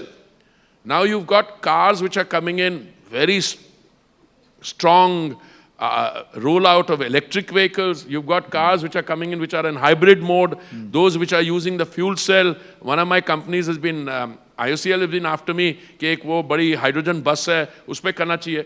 देखिए, इसमें कोई सीक्वेंशियलिटी नहीं होगी कि आज तक हम ये यूज करेंगे, अगले दिन ये सब इकट्ठा चलेगा. But I think by the time we reach 2025, we'll have a very interesting situation. 2025 में 20% biofuel blending hogi. We would have shed our inhibition, and I call it an inhibition, because if E85 vehicles are slowly beginning to come in, then you will do more biofuel. Plus, now I get pressure from all the feed providers. By feed providers are maize. A lot of people say, sir, aap maize aur khareediye, aap sugar cane aur khareediye. So it's adding to the agricultural momentum. And then when you do this, the CNG increases, number of cars on CNG. When the CNG prices went up, I was very worried. I said, I hope the automobile manufacturers don't hold back. But no, they are quite happy in now rolling out more and more CNG cars. So I think in many ways, India represents, and that is the real India story. Chandrayaan, on the moon, over the moon, complete transformation in terms of the automobile. And we are one of the largest automobile manufacturers in the world. And on top of that, you take this fuel, because rethinking fuel is not just personal automobile. You look at your urban transport system. Our metro system is going to be the second largest in the world after China, overtaking the US.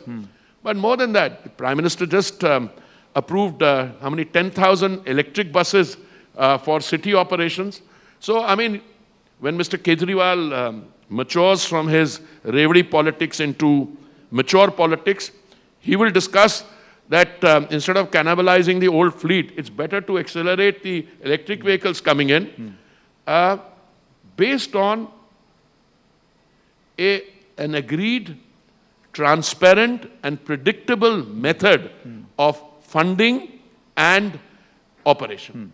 Ambassador Puri, this point that you made about green hydrogen being the future fuel, किसी भी ईंधन को mass acceptability मिलने के लिए वो readily available होना चाहिए, उसका एक infrastructure तैयार होना चाहिए. इसकी pipeline के बारे में आप क्या बता सकते हैं? मुझे आपका जो mass acceptability and that benefits to the fathers first, I love that because that's what our operating philosophy is. देखिए, ये समय समय की बात होती है.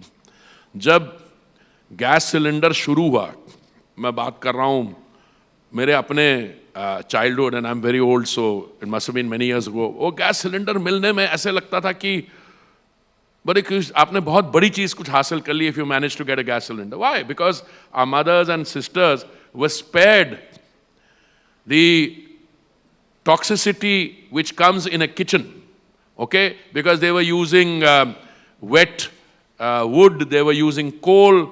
I remember when I was a child, my grandmother used to use a koile ki angithi, and you know, used to fuel it by, उसमें हवा में छोटी सी opening होती थी, उसमें कोयला पड़ता था, कभी वो गीला होता था, and the whole small place we lived in was completely thing. You move from there. Today a gas cylinder, बाकी तो छोड़िए, उज्ज्वला स्कीम में हमने 9 करोड़ 60 लाख गैस सिलेंडर दे दिए. So acceptability and to the farthest first, I think Ujjwala is a scheme which showed it.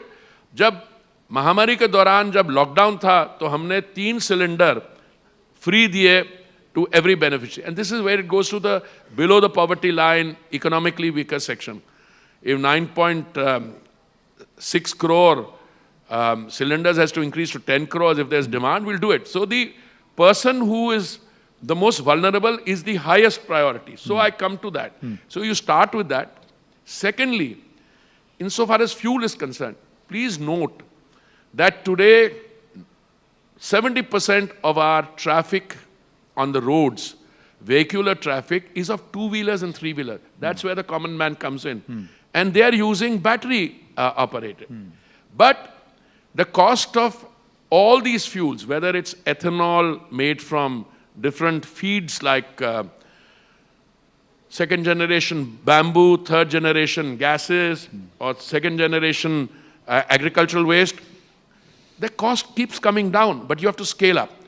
I think green hydrogen is precisely one such case.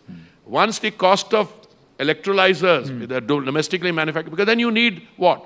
You need sunshine, you need water, and you need an electrolyzer, because solar ka cost niche le aaya hai. And the success will come from our refineries. Abhi hamari 11 refineries hai ek company ki. Already 2 they are doing, and I'm coaxing him one of these days, we'll get him to announce it. He's using another 2 for this thing. Once that comes, cost comes down. But I still think you have to go through the progression, through batteries, because 70% is that. Correct. 2-wheelers and 3-wheeler. Then you go to 4-wheelers, then you go from existing fuels to cleaner fuels. All that is happening simultaneously. So that transitioning, I understand, that point you made. But I'm sure you must be having some sort of a blueprint or an idea or a timeline to which you would successfully tell yourself that, okay, now, I in 2023, in a hall, I had said that this is the fuel of the future. This is what I think. By this time, it will be the fuel.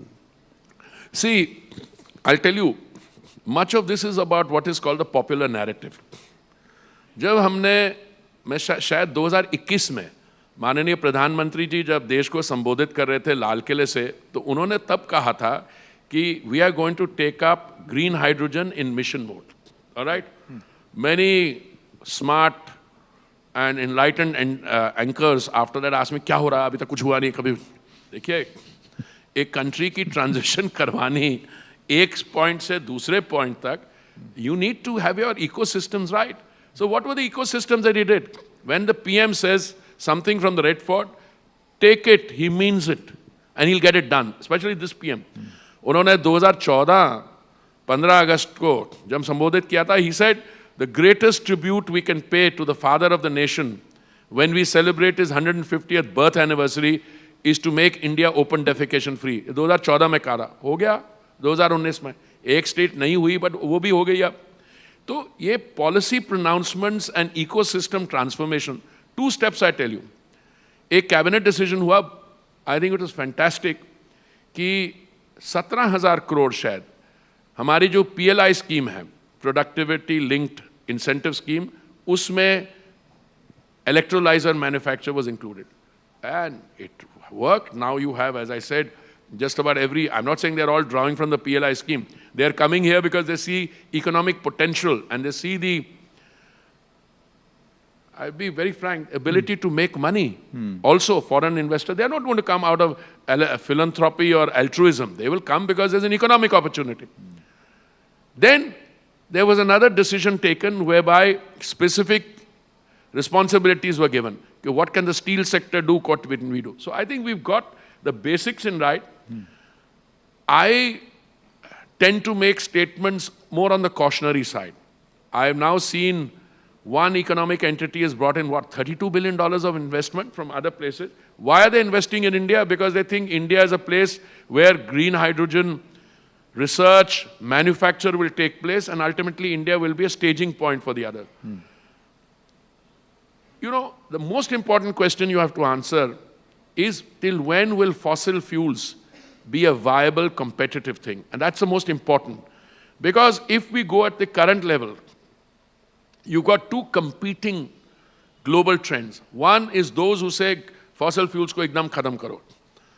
Bhai, agar aap fossil fuels ko khatam karna chahte ho, and you want only green energy, then you must make the investment in the green energy. Because there's no point telling a guy who can buy a liter of petrol for, say, 85 rupees in a BJP ruled state and 108 in a non-BJP ruled state, कि आप ये मत खरीदिए, आप green hydrogen पे खरीदिए, where the corresponding cost is twice. So the 2 processes will take place simultaneously. And my answer to your question is, this will happen sooner than later. Fantastic. Now, my next question, and we are coming to the close of this session. You see, whatever fuel we use, there is a concern of pollution and its impact on climate change, right? That is always a driving force when, I'm sure you must be deciding something or thinking about something.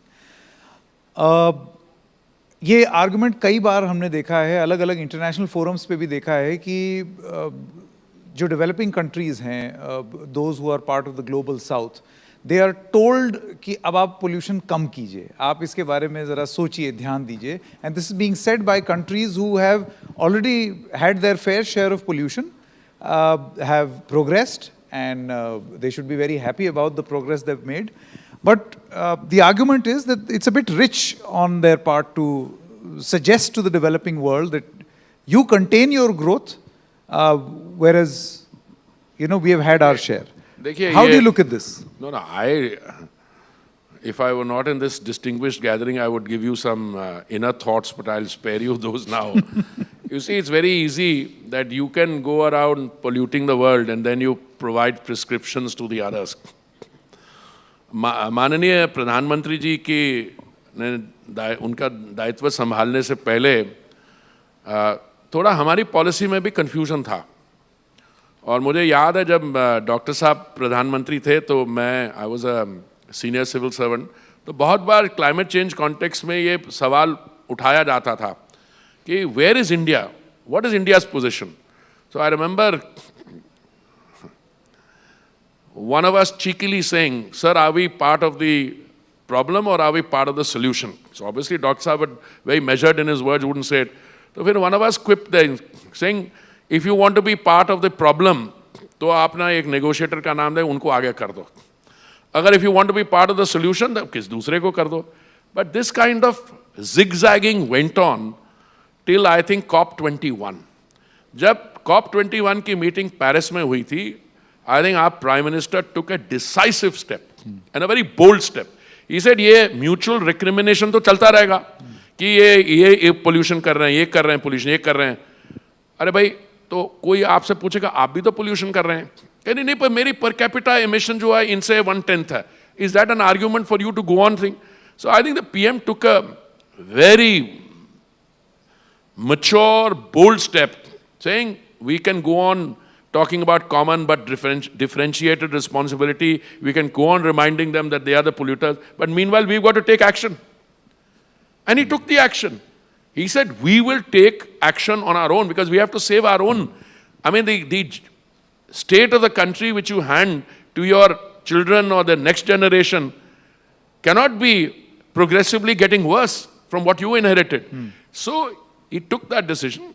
And even on that 2070 जो commitment थी net zero की, मुझे याद है माननीय प्रधानमंत्री ji before he took off from Delhi there was talk, he said नहीं India can't do this. ये यूएस एनवॉय हैं, क्या नाम है उनका, जो पुराने जॉन कैरी, उसके पहले एल गोर भी आए थे मुझे याद है, तो बातचीत हो रही थी, वो सब कह रहे थे in India should do something.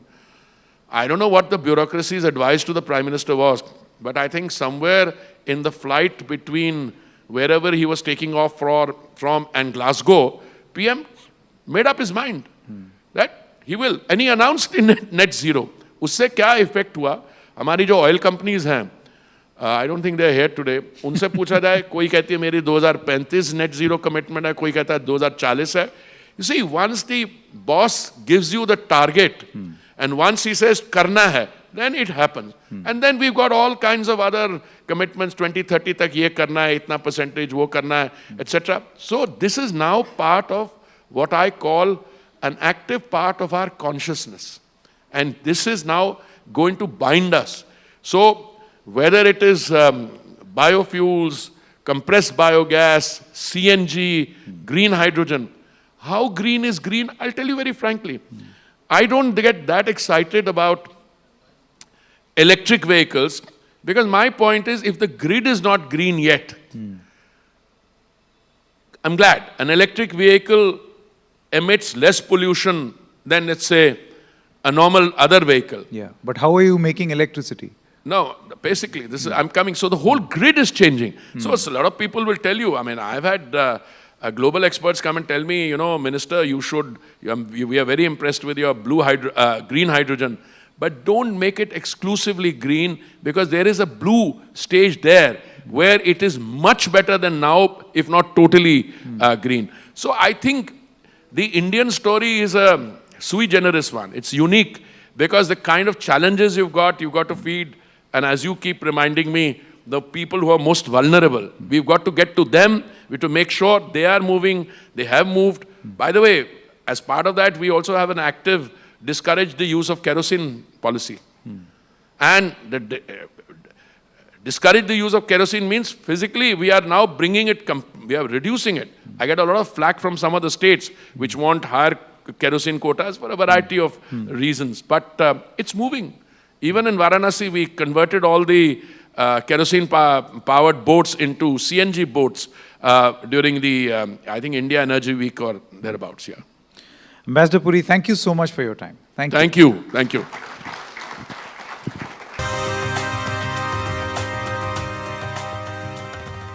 Ladies and gentlemen, please join me in welcoming the Union Minister of State for Information Technology, Mr. Rajiv Chandrasekhar, to discuss India's priorities for the G20, specifically focusing on the Digital India mission.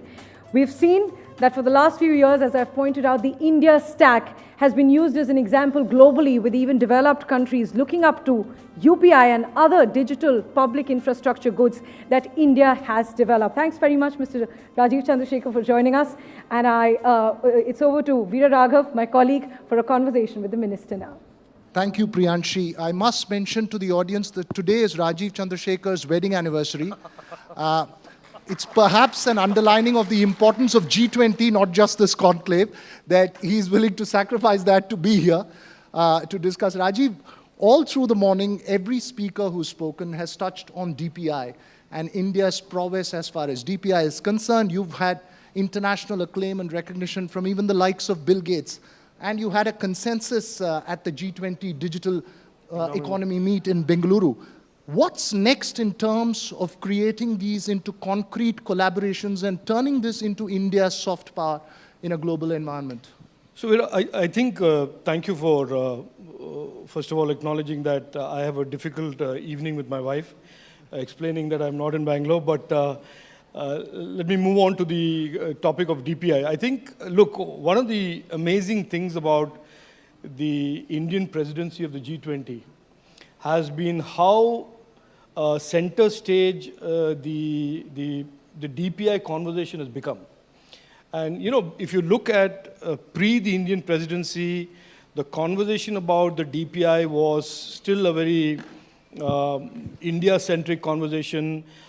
India was very proud, obviously, about the progress that we had made, and we had built the India stack. And there were many countries that were interested in engaging with India. But the India case study and the use of technology, the way India under Prime Minister Narendra Modi ji has over the last 9 years, to really transform governance, to really transform democracy and the lives of Indian citizens, and create a vibrant innovation ecosystem as well, has really caught the attention in the post-COVID world of all of these countries today, including the big, powerful G20 nations.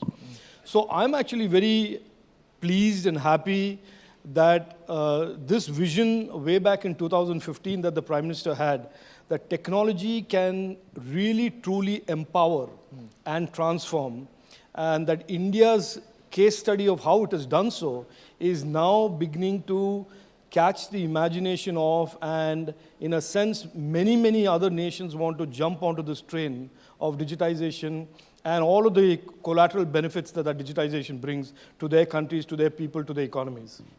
And you've recently said that India's public delivery mechanism will be dominated by the DPI in the next couple of years. It will be the cornerstone of all government-to-citizen interface. Is that an ambitious target within the next 2 years? Do we have the systems in place for that? No, absolutely. I think it is certainly a vision of our Prime Minister. It was a vision in 2015. We have demonstrated on that vision through a very, very exciting win-win relationship with the private sector and the government and the citizen at the center of that partnership.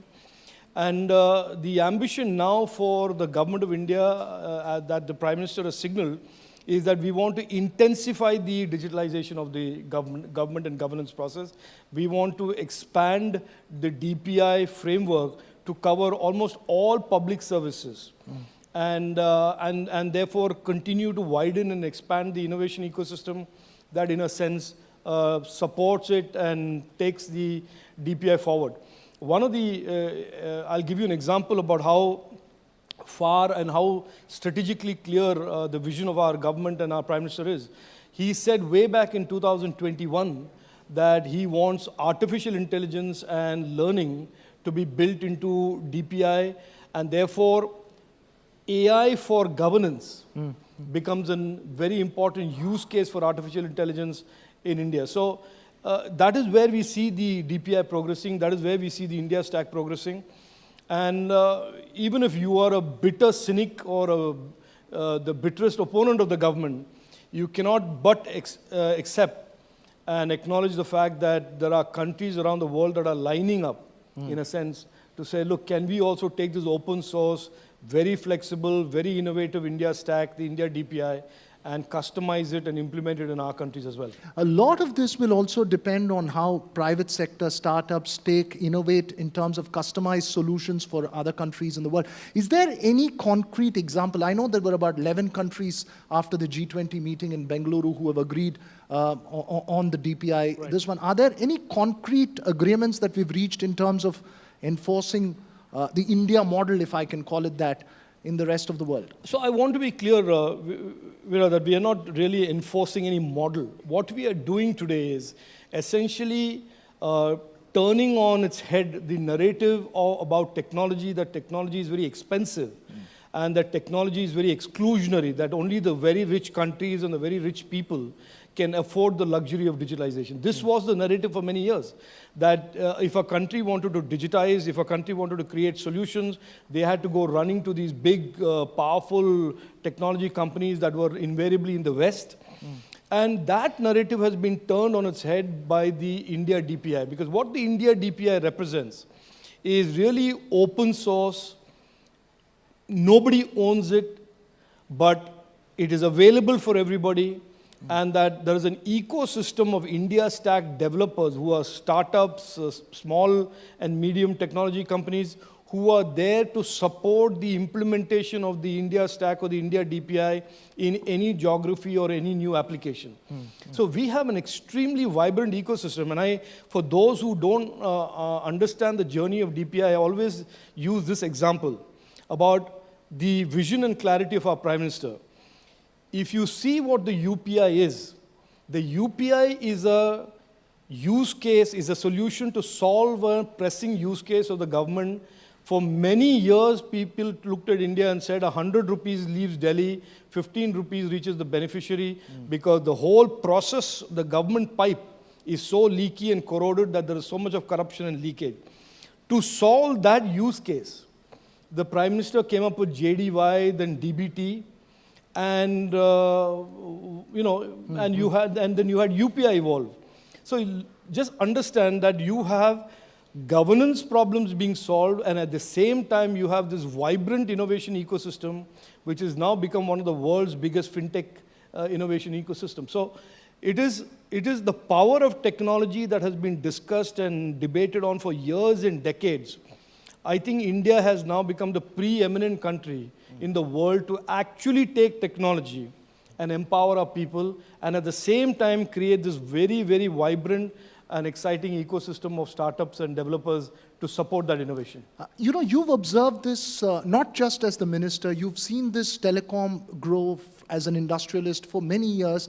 What, according to you, is that one aspect of India's story? And I'm asking this because there are several countries which don't know perhaps where to start in terms of establishing both the financial infrastructure as well as a governance infrastructure, while we seem to have made great progress. What do you think is that one aspect that you think has defined India's move forward in this area? I think it is not, and I think the one big difference between how technology has been used and viewed in the post-2014 India versus the pre-2014 India is that in the pre-2014 India, the narrative about technology, and I'm not saying it's bad narrative or good narrative, was essentially about, oh, it's a great area, there's a lot of billionaires being created, lots of companies, lots of innovation, a lot of jobs, a lot of investment coming in, and it was part of the general economy, and this was a sector that was about 3 to 4% of the GDP. Post-2014, there is a conscious effort to embed technology into governance. And I always say this to audiences who don't know this. Pre-2014, India and our state governments have spent over 5-6 lakh crores in what has been euphemistically referred to as e-governance. So there have been multiple thousands and lakhs of crores spent by state governments on e-governance, but in 2014 there was still no platform or there was no framework. There were multiple independent solutions floating around with different pieces of people developing it, but there was no overall framework, there was no overall government of India architecture, there was no governance architecture. Post 2014, we had a political leader who understood the power of technology to improve governance. He made maximum governance his goal, which is our Prime Minister, and said, how will I use technology to deliver on that? Then the two became fused, and then you had solutions like UPI, you had an Aadhaar, which was a completely redesigned, rejuvenated Aadhaar, and you had the concept of a stack, which is Aadhaar, the UPI for payment, DigiLocker for storage, and all of these other layers that then came up. And frankly, if that vision and that clarity and that architecture had not been put into place before the COVID pandemic in 2020, we would be really floundering. We would be really we would have had a very difficult time during COVID. But the fact that we had built this architecture, built this framework, and it was already impacting governance and people's lives in a very real way is what helped us during the pandemic. And in a lot of ways today, the case study of India as seen by countries of the G20 and beyond is because of how technology helped us during this one really black swan event that all of the world experienced. It sort of puts India at pole. But Rajiv, as we go forward, if I may use the term digital legal infrastructure or a digital legal framework is absolutely essential as we move forward. Now, your Digital Personal Data Protection Act is a starting step to it. Now, you have mentioned, and before I get into the finer aspects of the law, you've mentioned that it will create behavioral changes in data platforms and data companies. How are we going to ensure that the transformation is not disruptive both for companies as well as consumers? So I'm actually going to continue with your last question and then go into this one, Veera. As we digitize and as we move from a country that was only about 35 crore Indians online, we are now about 85 crore Indians online, and by 2025 we'll be 120 crore Indians online, largest connected nation, increased and more intense digitization of our economy. Certainly there are two challenges that arise. One is cyber security, which is ensuring that our digital Nagriks, the 120 crore digital Nagriks, use the internet, see the internet as safe and trusted, and that there are measures of making sure that any crime or user harm on that is addressed through our cybersecurity framework. So that is one aspect. The second is, certainly it is not a secret, it's a very well-known fact, that as much as the internet represents good, there are also bad actors on the internet. And one of the aspects of bad actors is platforms essentially using personal data of digital Nagriks, small businesses and citizens, and misusing them, exploiting them, creating business models out of them, businesses out of them. Now, we believe that, and the Prime Minister has signaled very early on, after the 2017 judgment of the Supreme Court, that we need a global standard cyber law framework. And one element of that is the Digital Personal Data Protection Bill that you refer to. The twin objectives of that Digital Personal Data Protection Bill is, one, to put the brake on the misuse and exploitation. Brake as in B-R-A-K-E, not B-R-E-A-K. B-R-A-K-E, brake on that. The second is, much more medium to long term, is to create a significant symmetry in the relationship, addressing the asymmetry between citizen and the platform, and therefore a bigger, deeper behavioral change of accountability to those whose personal data is being used here. Now, it is certainly a different regime from where we are today. It is certainly not going to be easy or quick for people to transition, but the government of India has made it very clear that we do not want any abrupt, disruptive transition. We want the transition to be smooth. We want the transition to be orderly. At the same time, we don't want the transition to be such a long period that the citizens for whom the rights have been embedded in this bill are denied that, embedded in this act, are denied those rights. So we will see, we'll sit with the industry, we'll sit with consumer groups and figure out what is a reasonable, normal period to provide for an orderly transition to this new regime of more accountability and more symmetry. It's still work in progress. Of course, the act just got passed by Parliament, and we are in the process of talking to people. We have a number of things to do. The Data Protection Board needs to be built and notified.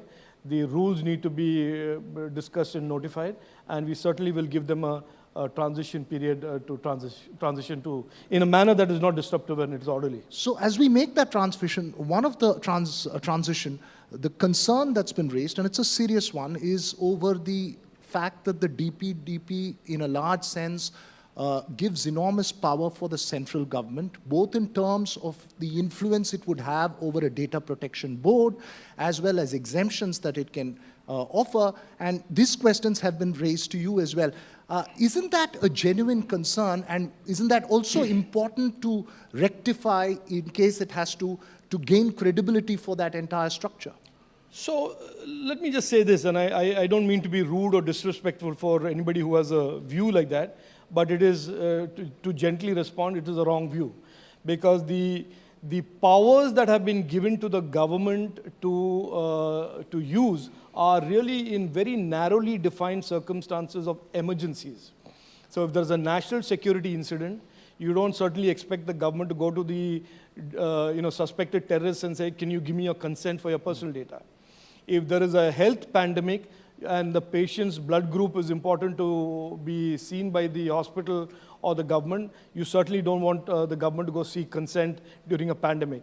If there is an earthquake or a natural disaster or a flood, and there's a patient who requires help or a family that requires assistance, it's certainly not the case that anybody can make that you have to go seek consent at that time. So the exceptions or exemptions, if you want to call it that, are for legitimate purposes and are for very, very narrowly defined purposes. Now, please understand that some of this argument is being put forth by people who believe privacy is an absolute right. In India, privacy is a fundamental right. And every fundamental right has reasonable restrictions. And those reasonable restrictions are that government to discharge its duty during a pandemic, government to discharge its duty during a natural disaster, government to discharge its duty during a national security event will need some exceptional powers. And those powers have been very well defined, very well carved out, and very well put. So that is on that question. On the DPB, this conversation again, I think, is because people, I would certainly request them to read it. The DPB is not a regulator. It is simply a body that adjudicates the consequences of a data breach. So if your data is with me, and I have consented to protect your data, but I breach it, sell it, accidentally, wittingly, unwittingly, the DPB is the body that steps in when you complain to it that says, Mr. X, you are therefore liable for so many crore rupees after a hearing, of course. That's all. Now, the DPB is a body that has to perform in a transparent manner and in a very open manner because the appeals of the DPB decision lie in the TD side where there's a judge who's a chairman. And the appeal from there lies in the Supreme Court. So I actually would like to reinforce this point that the performance of an institution like the DPB will be measured by its own conduct, its own actions. And I think we should give it time. We are building these institutions for a modern age, for the India decade. We certainly, for example, have not said that it should be only retired bureaucrats who should be manning the DPB. We want more and more youngsters to come out and volunteer to do 2 years, 3 years in these institutions. This is a very modern institution. We have designed it, conceived it, architected it to be a modern institution in this very, very modern space. Now, is there a reasonable chance that it will succeed? I believe yes. Is there an outside chance that there is a failure or some kind of a problem? Any institution has a chance of failure. At that point, we'll intervene and we'll strengthen the design. Okay, let me ask you this way. I'm not persisting on this topic, but given the polarized atmosphere in the country and given the fact that there is an inherent fear of state control, is there something the government can do or communicate to ensure that the feeling or the perception of independence of the DPB is established? Given our history with institutions, it's important, isn't it? Look, I mean, I'm open to suggestions about what we can say. We can only say, look, it is independent, it will be independent, its actions will speak for louder than any words that I can put forth. And finally, look, any legislation, anything that we do for the tech space has to continue to evolve. By definition, anything we do in the tech space is always going to be work in progress. To believe that we have an ultimate, well-designed, perfect for the next 10 years type of legislation is fooling yourself. So fair enough, if down the road we find there has to be something that is done to improve its performance, broad-based, who comes in and mans the DPB, we will consider it. But I think at this stage to jump around phraseology like accountability, independent, autonomous, I think is not to understand the fact that we have designed this to be accountable. Something that is independent is not necessarily the best. Something in the government is also not necessarily the worst. Now, ISRO just put Chandrayaan-3 on the moon. Nobody says that ISRO should be independent and ISRO should be not government. So I think this belief that somehow we are being told to believe again and again that being in the government somehow means it is not good and outside the government is good. I certainly can tell you I've been 18 years in politics. I've been many years as an entrepreneur. I don't buy that. There are great people in government, there are super people in government, there are bad people in government, and that applies to the private sector as well. So we should only look at these things through the prism of accountability and performance, and if there is a failure, the government of the day will certainly step in and fix the failure. Right, unfortunately, not all of us have the perception from inside the government. Most of us have it from outside. But Rajiv, just another point, not necessarily related to this, and this is in the context of law and order before I move into AI and more substantive issues as far as digital economy is concerned. In the context of law and order, one of the things that has been resorted to for law and order agencies is an internet shutdown. We've seen that in Manipur, we've seen that in Jammu Kashmir, we've seen that in Nu, for instance, when there is violence. But there is, on the other hand, we are looking at building a DPI where your entire government service is dependent on the internet. There is absolutely no question of internet being a fundamental right. Is there a thinking that's on to find a way out and make sure that internet shutdowns are not essentially the way to a trigger for a law and order situation immediately? So the internet shutdown or a lawful shutdown of the internet is not something that is unique to India. The UK does it, the US has done it, India has done it, many countries do it. When they are faced with a situation where misinformation and false information becomes so viral, because that is the inherent attribute of the internet, that fake news and misinformation travels at a velocity of 10, 20, 30 times faster than the truth. And this is something that there are studies done, we have done the studies ourselves, and the audience that a misinformation reaches is a huge audience, again 10 to 100 times more than the audience that the truth and the facts get to. So there is like I said, the internet for many years and technology in general for many years was always seen as a power for good. And I won't tell you how old I am, but certainly I'm old enough to tell you that I worked at the early days of the internet. And so it was a utopia. Internet would connect all the good people in the world and all good ideas would be exchanged and we would just build a better future, better world. That was the construct. But we also know there are state actors, there is deliberate misinformation, there is weaponization of misinformation. We have seen this recently in the Khalistani bot example, which the Washington Post exposed. We have seen the DG ISPR in Pakistan using misinformation. So therefore, misinformation is unfortunately today one of the biggest harms and challenges for all democratic societies. Not just India, it is true for the US, it's true for UK, it's true everywhere. And weaponization of misinformation is basically the reason why internet shutdown, which is almost a last resort, is being having to be resorted to. Because how do you deal with misinformation today? No country is able to figure out. That is why the Singapore government has come up with these very tight restrictions on misinformation, which is why the Australians are doing it, which is why the Canadians are doing it. So I think it is time in India as well that we have a discussion around misinformation. We are certainly in the Digital India Act, the next step of the legislative framework for the digital space going to have a whole section on misinformation. And I think that's a good time to have this conversation. If we figure out a way to make the internet safe and trusted, then there is lesser and less need for internet takedowns. But at the moment, the internet has as much of good stuff, truth, as it has misinformation. And we have to figure out a way of how to deal with it.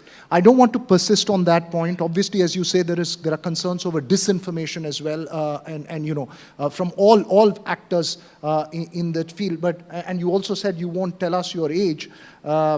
I'm sure you're not old enough to forget your wedding anniversary, which you're flying back to this evening. I just want to touch on the concept of artificial intelligence, and the Prime Minister has said that you need a global regulatory framework on it. It's perhaps the biggest challenge that we face today as we move forward. What's the thinking on that? Is there some shape for such a regulatory framework that's come? And from an India point of view, what would be the biggest concern?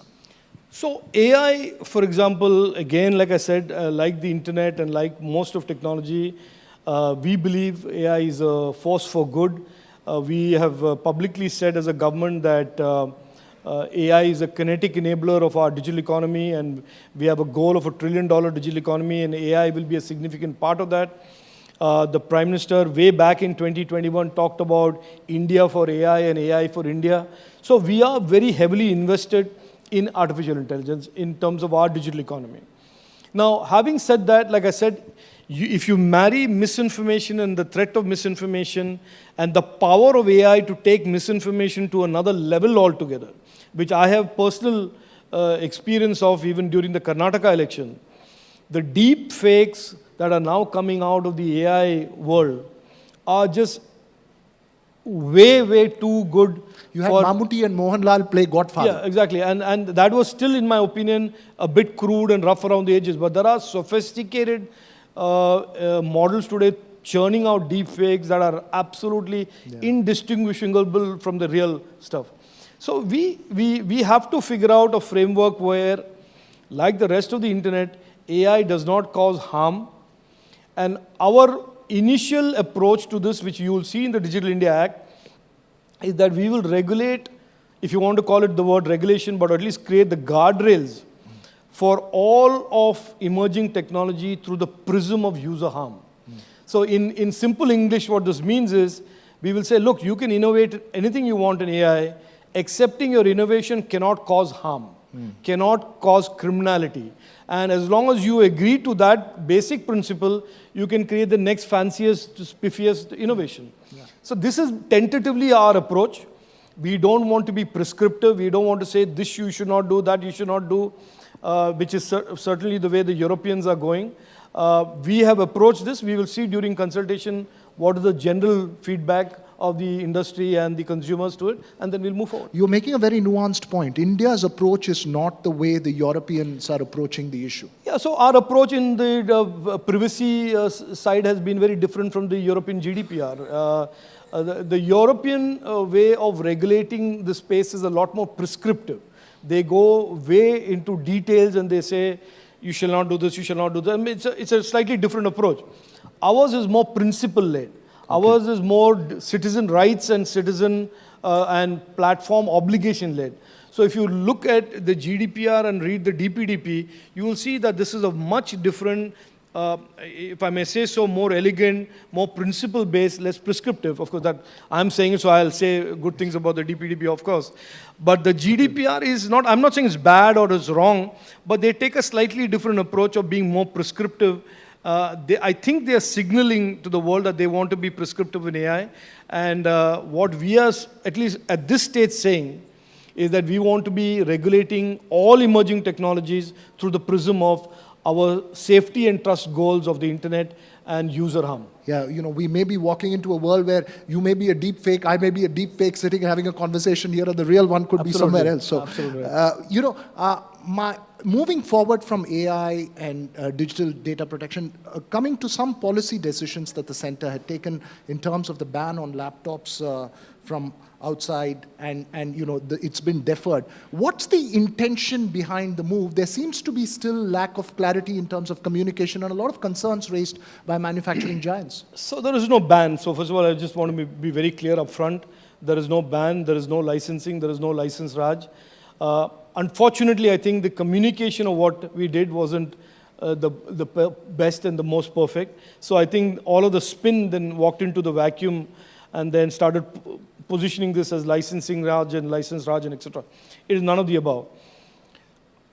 I'll explain to you what our thinking is.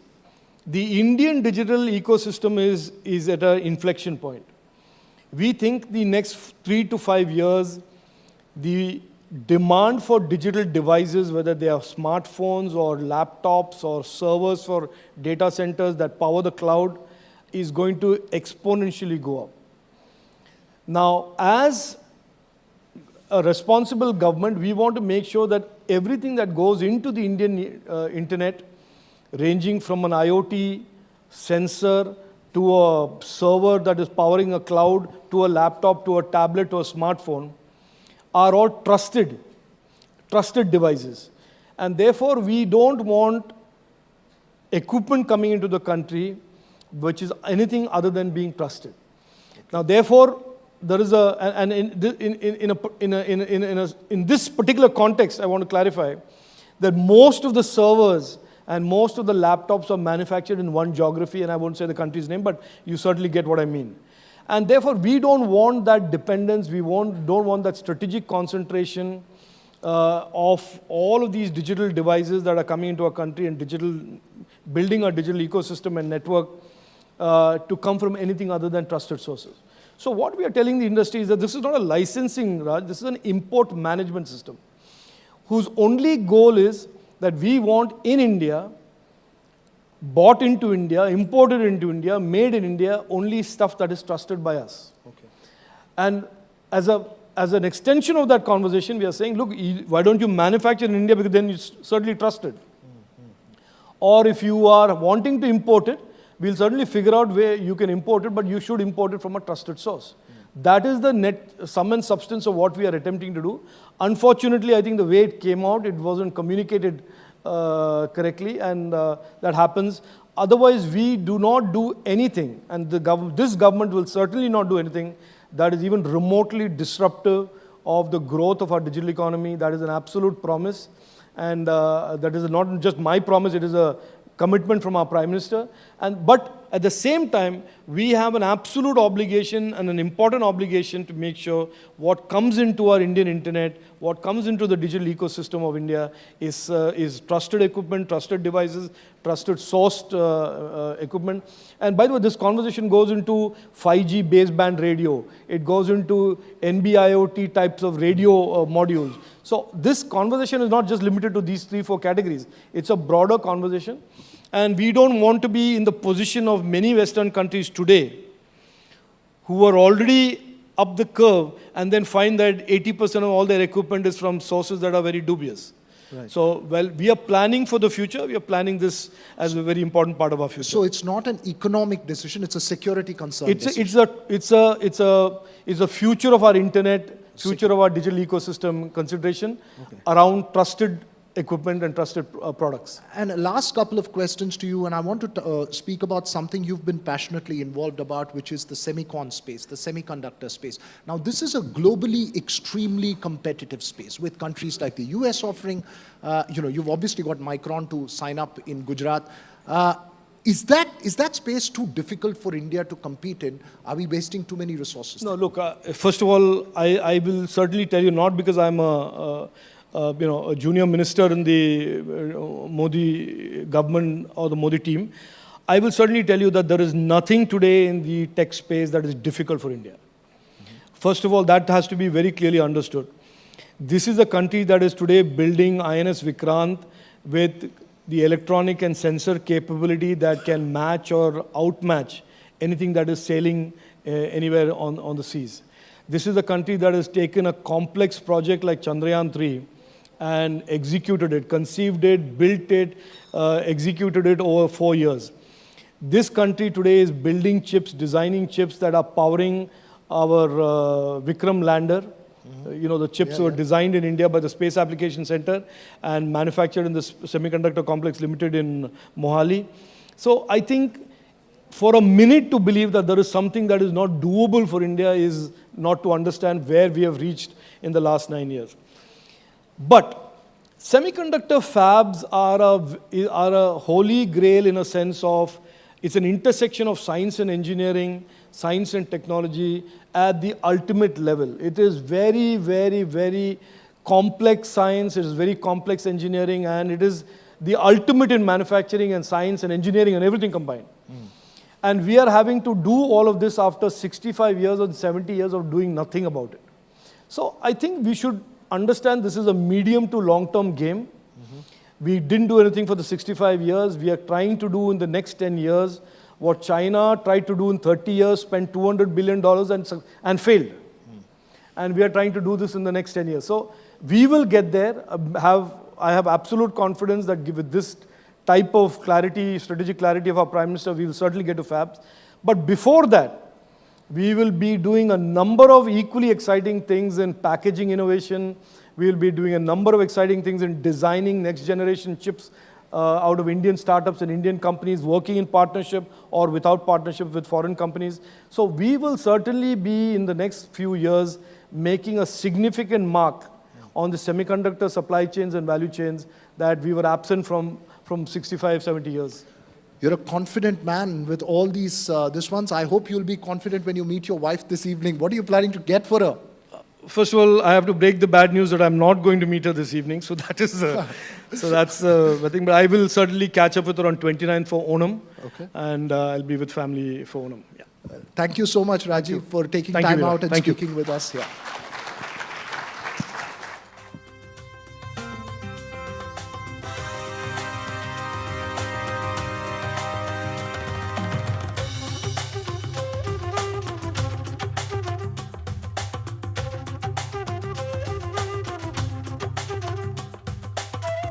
Moonshot. We have with us, we are honored to have with us the Minister of State for Science and Technology, Dr. Jitendra Singh, who's among us. I request you all to welcome Dr. Singh among us. And while the G20 is definitely highlighting India on the global map, the other major achievement that has put India ahead of many even advanced economies is the historic Chandrayaan-3 launch. ISRO made history through the Chandrayaan by making India the first ever country to land a spacecraft successfully on the south pole of the moon. And we have the man to talk about India's achievements and what India's space programs could have in the future. Dr. Jitendra Singh joining us. It's over to my colleague Vishnu Shom for a conversation with Dr. Singh. Well, I can tell you, and thank you all very much for sort of being so intently wrapped up by everything that is happening over here. There are few themes in my 27 years of journalism which have excited me more than Chandrayaan. It's not just Chandrayaan-3, but the entire Indian Space Research Organization program. But what India has achieved through Chandrayaan-3 is actually a jump. It's a jump from a technology standpoint. It's a jump in terms of our own ambitions. It gives us a look at where we are headed. But it is the hard work of women and men, engineers, scientists, researchers, guided by a certain vision, which has actually come of age. And it's actually a stepping stone for what the future of space and India is all about. The Minister Jitendra Singh is the best person in this country, perhaps, to speak about India's space ambitions. Thank you so much for being with us. Off the top, I must ask you, and don't deny it because I think I know the answer to the question. I was very nervous just before Vikram went down and touched the surface. How nervous were you? No, certainly. So I think those of us who have been more closely associated, both the ISRO team and I being associated with them, had certain more nervous, number of nervous moments, certain more vulnerable moments, because we were following a timeline. So we knew, like a pilot who knows that he's to take a turn or he's to compromise clouds. So we knew that somewhere, I think my first nervous moment was when when the Chandrayaan had to leave the Earth's orbit and then, get into the moon's orbit, because that's like changing track of a motor car you're driving. So suddenly you're asked to move from this track to the other track and without causing any mishap on the way. So that happened in the middle of one night. And now, of course, in the last few minutes, particularly when we are very conscious that when it reaches about 300 kilometers, the speed suddenly goes down from 6,000 kilometer per hour downwards, because two of the engines also shut off. And since most of the viewers are simply enjoying the fantasy of it, they are not aware of it, luckily so, good for them. But those of us, they know, because after about 150 meters or so, we lose all contact. So then it's left to the wisdom and discretion of Vikram. It's just like how well you have trained the child or the boy to be there. Because then it is up to him to decide, because he has the sensors, he has the camera. So just as the pilot announces crew, prepare landing, something like that. Here it is go, no go. Right. And the pilot can take rounds in the sky as you sometimes experience. Here it doesn't happen, because you have the annual algorithm and he visualizes in a radius of about 4 kilometers or so, and if in the given span of time it's not able to actually make up its mind, right, and the time is over, then we don't risk it and it is deferred to the next day. Yeah. So these are very crucial moments, because you don't know what is happening there and what assessment, evaluation or inferences are going to be drawn by the Vikram. So that's also a test of how well has he been trained for that task. It's just like sending a soldier on the front and then you don't know. Then it is left to him to face the challenge on the spot at the spur of moment. But luckily here, it was so smooth that it didn't have even to compromise. It just went down. In fact, touched the surface of moon a few minutes or seconds earlier than expected. Yeah. The Prime Minister has an affinity to science. We've been talking about this over the last couple of days, particularly space and ISRO. It's something that interests him a great deal. He's spoken about it in the past as well. He's followed it even when he was Chief Minister. Absolutely. So he was in BRICS and he was doing all of that, but simultaneously his mind was obviously in Bengaluru. Absolutely. And to pick up from what you were saying in your introductory remarks, Vishnu, it's been a quantum jump. Yeah. And many of us may not realize the quantum jump has happened because of Prime Minister Modi having thrown open the space sector, which is sometimes described as unlocking of the space sector, yeah, has been popularly described in the media. So till about 4 years back, the gates of Sriharikota were forbidden. This time when this launching happened on the 14th of July, we had as many as more than 1,000 media persons inside. Yeah. We had school and college boys and girls. We had people from public life. We had even ministers, right from Punjab up to Kerala. So there was a huge amount of enthusiasm, as a result of which I think this mission has been owned up. The kind of enthusiasm you were referring to is because everybody owns up this mission. Earlier on, we were functioning behind a veil of secrecy. So nobody knew what was happening. Even if there was a launching, it would appear in the form of a small news in a remote corner of a newspaper. People would not be able to figure out where actually is the Sriharikota on this planet. So this is because Prime Minister Modi has broken these taboos of past. And I know sometimes I wonder why it couldn't have happened earlier. At the same time, even at the physical level, it has increased funding. It has enthused the private sector. It has enthused the industry. Within just 3-4 years, we have more than 150 startups, private startups, which the Prime Minister was referring in his address this morning as well. We had just 3 or 4 of them because they didn't find anything attractive over there. And now some of these startups, like Skyroot and others who have come in the recent months, are now also turning into entrepreneurs, making fortune out of it. So it's become a new avenue of livelihood as well, in addition to generating space economy. So actually it is indeed a quantum jump, which has happened in the last 4-5 years, yeah, both in terms of resources, also in the terms of the belonging of the mission, yeah, which has become pan-India. Let me ask you some direct questions. This is done. There may be more Chandrayaan missions in the future, but Gaganyaan is the next big ambition for India. There will be astronauts. Will we have eventually, or perhaps even in the start, a woman astronaut? See, to begin with, just to give you the sequence of events, Gaganyaan unfortunately got delayed. Yeah. We had a very ambitious plan to see it happening somewhere around the 75th year of India's independence, 22-23. But then suddenly COVID came in and In fact, when the lockdown happened, some of our potential astronauts were undergoing a stint of training at the Gregory Institute in Moscow. They had to be called back. So the whole thing got delayed. So now we are planning the first trial mission, which will possibly happen around first or second week of October. We thought we could do it in September, but now September we'll have Aditya, and then October first week. So which will sort of mimic the eternal. It'll go up for a few hours, come back. Because sending up a human being is as important as getting him or her safe back. So that's equally important. Otherwise, it'll be a huge setback by all means. So how to get the human being back, which are the spots identified? We've already identified 2 or 3 locations in the water. Then it'll be a collective effort. The Navy functionaries would be there, the Coastal Guard. So that will mimic that eternally. In the second trial, we'll have not a soulful human being, but a human being in the form of a robo, and that will be a female robo. Right. So that answers my question, that in the future, and she's been named as Vayo Mitra. Okay. So Vayo Mitra will be the female, not a human female, but a robo female who would be accompanying. That might happen in the beginning of next year. So she will mimic all the activities. She'll perform all those activities which will be expected to be performed by the astronauts when they actually go up in the first ever indigenous human flight, because one human being had already flown in the form of Rakesh Sharma, but that was Soviet. So she will do all the activity, perform all the functions, then come back and mimic landing, and then getting her back, receiving her back safely would also happen in the manner in which it is expected to happen. And once everything goes off to our satisfaction, then of course it will be the human being. It could be 2, it could be 3, it could be male, it could be female. That's yet to be taken a call. Next question, will there be an Indian space station? I think we just move from one level to other. So we cannot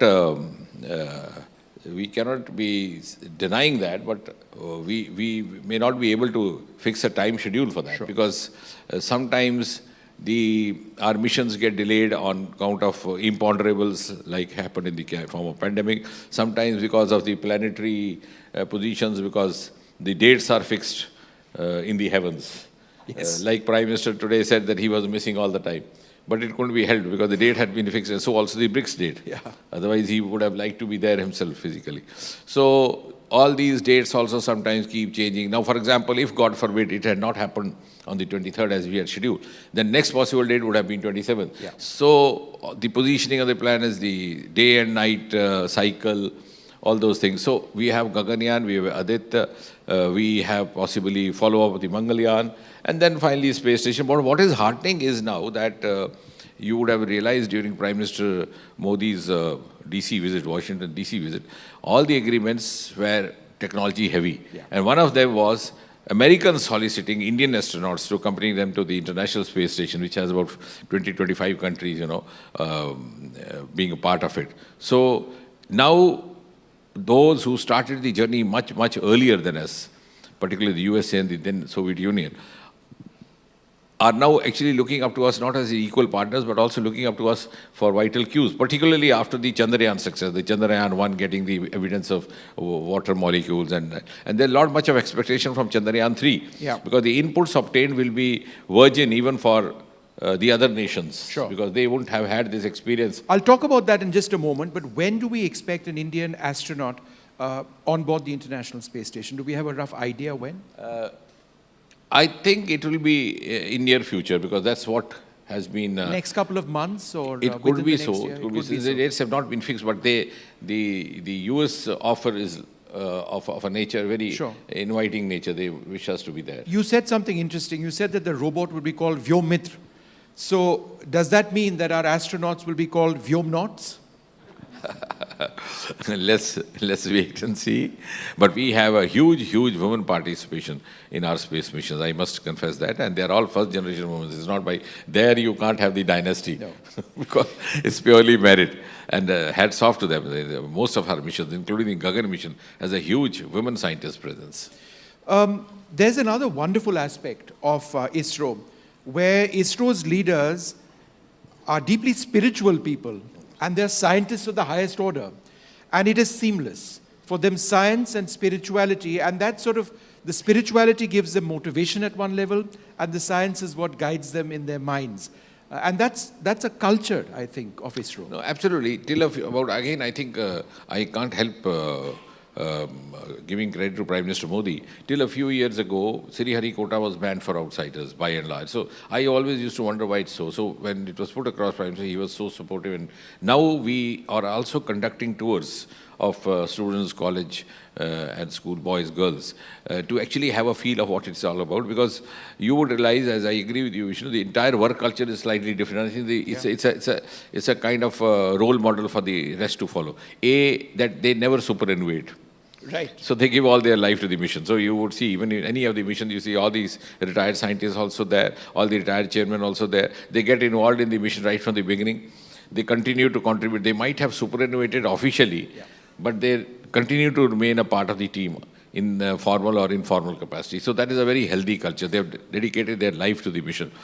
Their caliber is of the highest order. I've always been saying that we have cost-effective missions because we make up for the cost through our human cerebral, resources. We had someone like Sarabhai who could carry the launcher on the carriage of his bicycle, and still hope of reaching where Soviet Union and USA were already hoping to reach.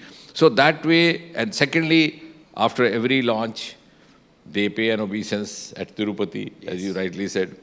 And immediately after the launch, you know how the celebration is by distributing a laddu, the Tirupati laddu to each one of them. So I think it's the ideal blend of India's traditional heritage and the most updated modern Indian technology, for which our scientists are known. In fact, our space scientists have been acknowledged as among the best in the world, and that is evident from the fact that our graduates and postgraduates from our Trivandrum Institute are actually spread all over the world. Even the NASA is being manned by them.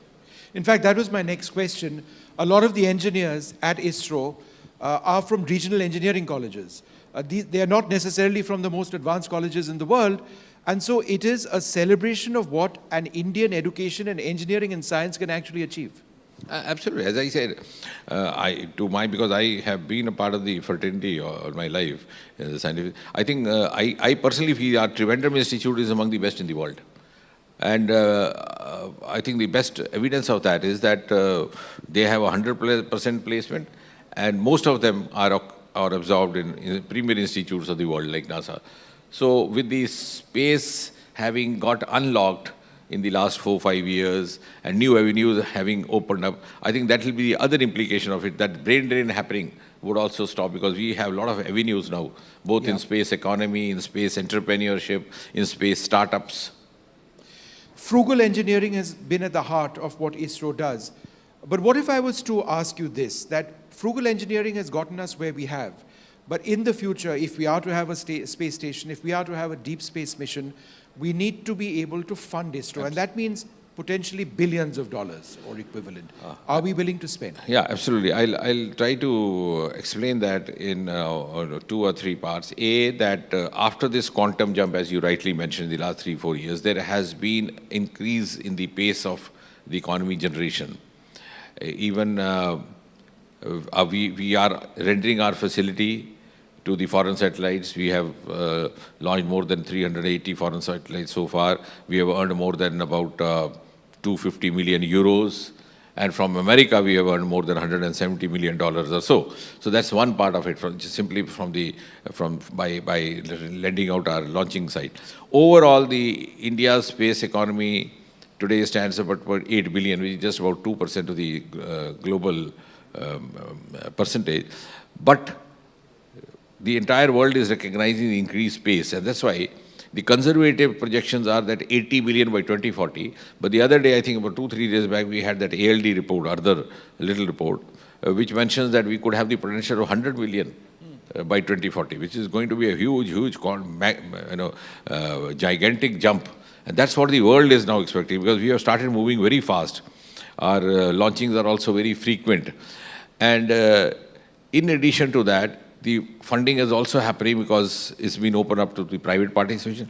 And third, the most recent decision, which is again a very historic decision, it didn't get so much of publicity because the other news came in, was the National Research Foundation, the Anusandhan. which is going to follow the same parameters as is followed the rest of the world, because let's not forget that if we have to play a global role, our parameters have to be global, our challenges have to be global, our strategies have to be global. So we had a National Research Society in America, we had one in Germany, we had some country. I know why, again, we had to wait for Prime Minister Modi. So many things have happened after Prime Minister Modi came in, and particularly in the area of science and technology. So we have this National Research Foundation called Anusandhan, which was passed in the last session of Parliament. It will be heavily tilted towards non-government sources, in the sense that, for example, if we have a 50,000 crore budget for 5 years, as much as about 36,000 will be contributed from non-government sources. It could be from philanthropy, it could be from private sector, it could be from CSR, it could be from domestically, it could be from foreign investment, as is happening in the other countries. Sure. Because that's how the NASA has grown. Because they was not purely dependent on the government sources. Even today, much of the funding happens from the other source. So I think that's going to be a huge turnover. So you're going to scale up your absolutely, and I think once we get going, the National Research Foundation that we have envisaged in the form of Anusandhan is going to be a more outcome-oriented and a better version of the National Research Society of America. Sure. Let's talk a little bit about America in the sense that when the Prime Minister was there, he signed the landmark Artemis Accords. Now, I think this is also something that's worth discussing, the fact that India is interested in space in terms of peaceful collaboration, non-militarization of space, and peaceful exploration, collaboration and exploration. And so therefore, you've defined the vision of ISRO going forward. We are not in competition with China. We are in competition with ourselves for our technology, and we want to work with other nations. No, absolutely. I think this is very much in keeping with the ethos that India has been following. In fact, our space program and our nuclear energy program began almost around the same time. And right from the beginning, the founding fathers, the two programs had made it very clear that this is going to be the peaceful purposes. Though sometimes I wonder when Homi Bhabha said this in the context of atomic energy, how much he would have been trusted, because Hiroshima and Nagasaki had happened just about 7-8 years earlier, when the first atomic energy program was launched by Homi Bhabha. But he had the confidence to say that this is going to be for peaceful purposes, regardless of whether the world trusted him. But now we have actually vindicated ourselves. Both, even in our nuclear energy is being used for other purposes, for medical treatments, for managing the shelf lives, etc., of vegetable, fruit, etc. And similarly, our space technology is also being used for, I think that is one distinguished feature of, in the context of India, unlike many other countries. We are not only confining ourselves to the launching of rockets, though that sounds very fantastic and the imagery is very romantic and it conjures up our imagination and enthuses the entire nation and the common citizen. But more than that, in fact, and that also happened after I think it was in 2016, it was at the behest of Prime Minister Modi, a marathon workshop was arranged, where all the space scientists were made to sit with the representatives of different sectors. The result of which is, today we have space technology virtually in every Indian household and virtually in every Indian infrastructure. That is also again for the peaceful development purposes. Whether it's roads and buildings, whether it's smart cities, whether it's laying down of the railway tracks, whether it's manning the unmanned railway tracks, it's telemedicine, it is digital. Our Swamitva program, that program for the mapping of the farms and lands, again purely dependent on space technology. So we have a new geospatial policy coupled with the drones. So the entire scenario has been given a different kind of outlook and to bring ease of living in the life of a common man. So absolutely, not only we are professing that, we are also living up to that, because space technology has become a means of peaceful, fast-track development in this country. Navigation is something which absolutely navigation. Disaster management. I remember what Prime Minister said in the morning, very beautifully he put it. Yeah. Some people question the cost.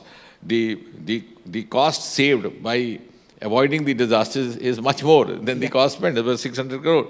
And now we are also actually coming to the aid of the other countries. Yes. I think it was in 2015 or early 2016, we set up a satellite. Which is popularly called SARC satellite because it covers all the other countries, except Pakistan did not want to be a part of it. That is to their disadvantage. But all the other neighboring countries, Bhutan, Bangladesh, Nepal, Sri Lanka, Malaysia, they all are a part of that. So we are actually providing, our satellite providing them inputs about possible disaster events happening. So actually we are also now coming to the aid of the others. So absolutely these are all peaceful activities, peaceful purpose activities. Well, there you have it, and I think Minister Jitendra Singh, the best person to speak about the entire Indian space program. It's something that he personally deals with on a day-to-day basis. But what an inspiration ISRO is to all of us, and it's just so wonderful to talk about ISRO and celebrate India's moment in the moon. Thank you very much, sir. Thank you, Vishnu. I enjoyed it.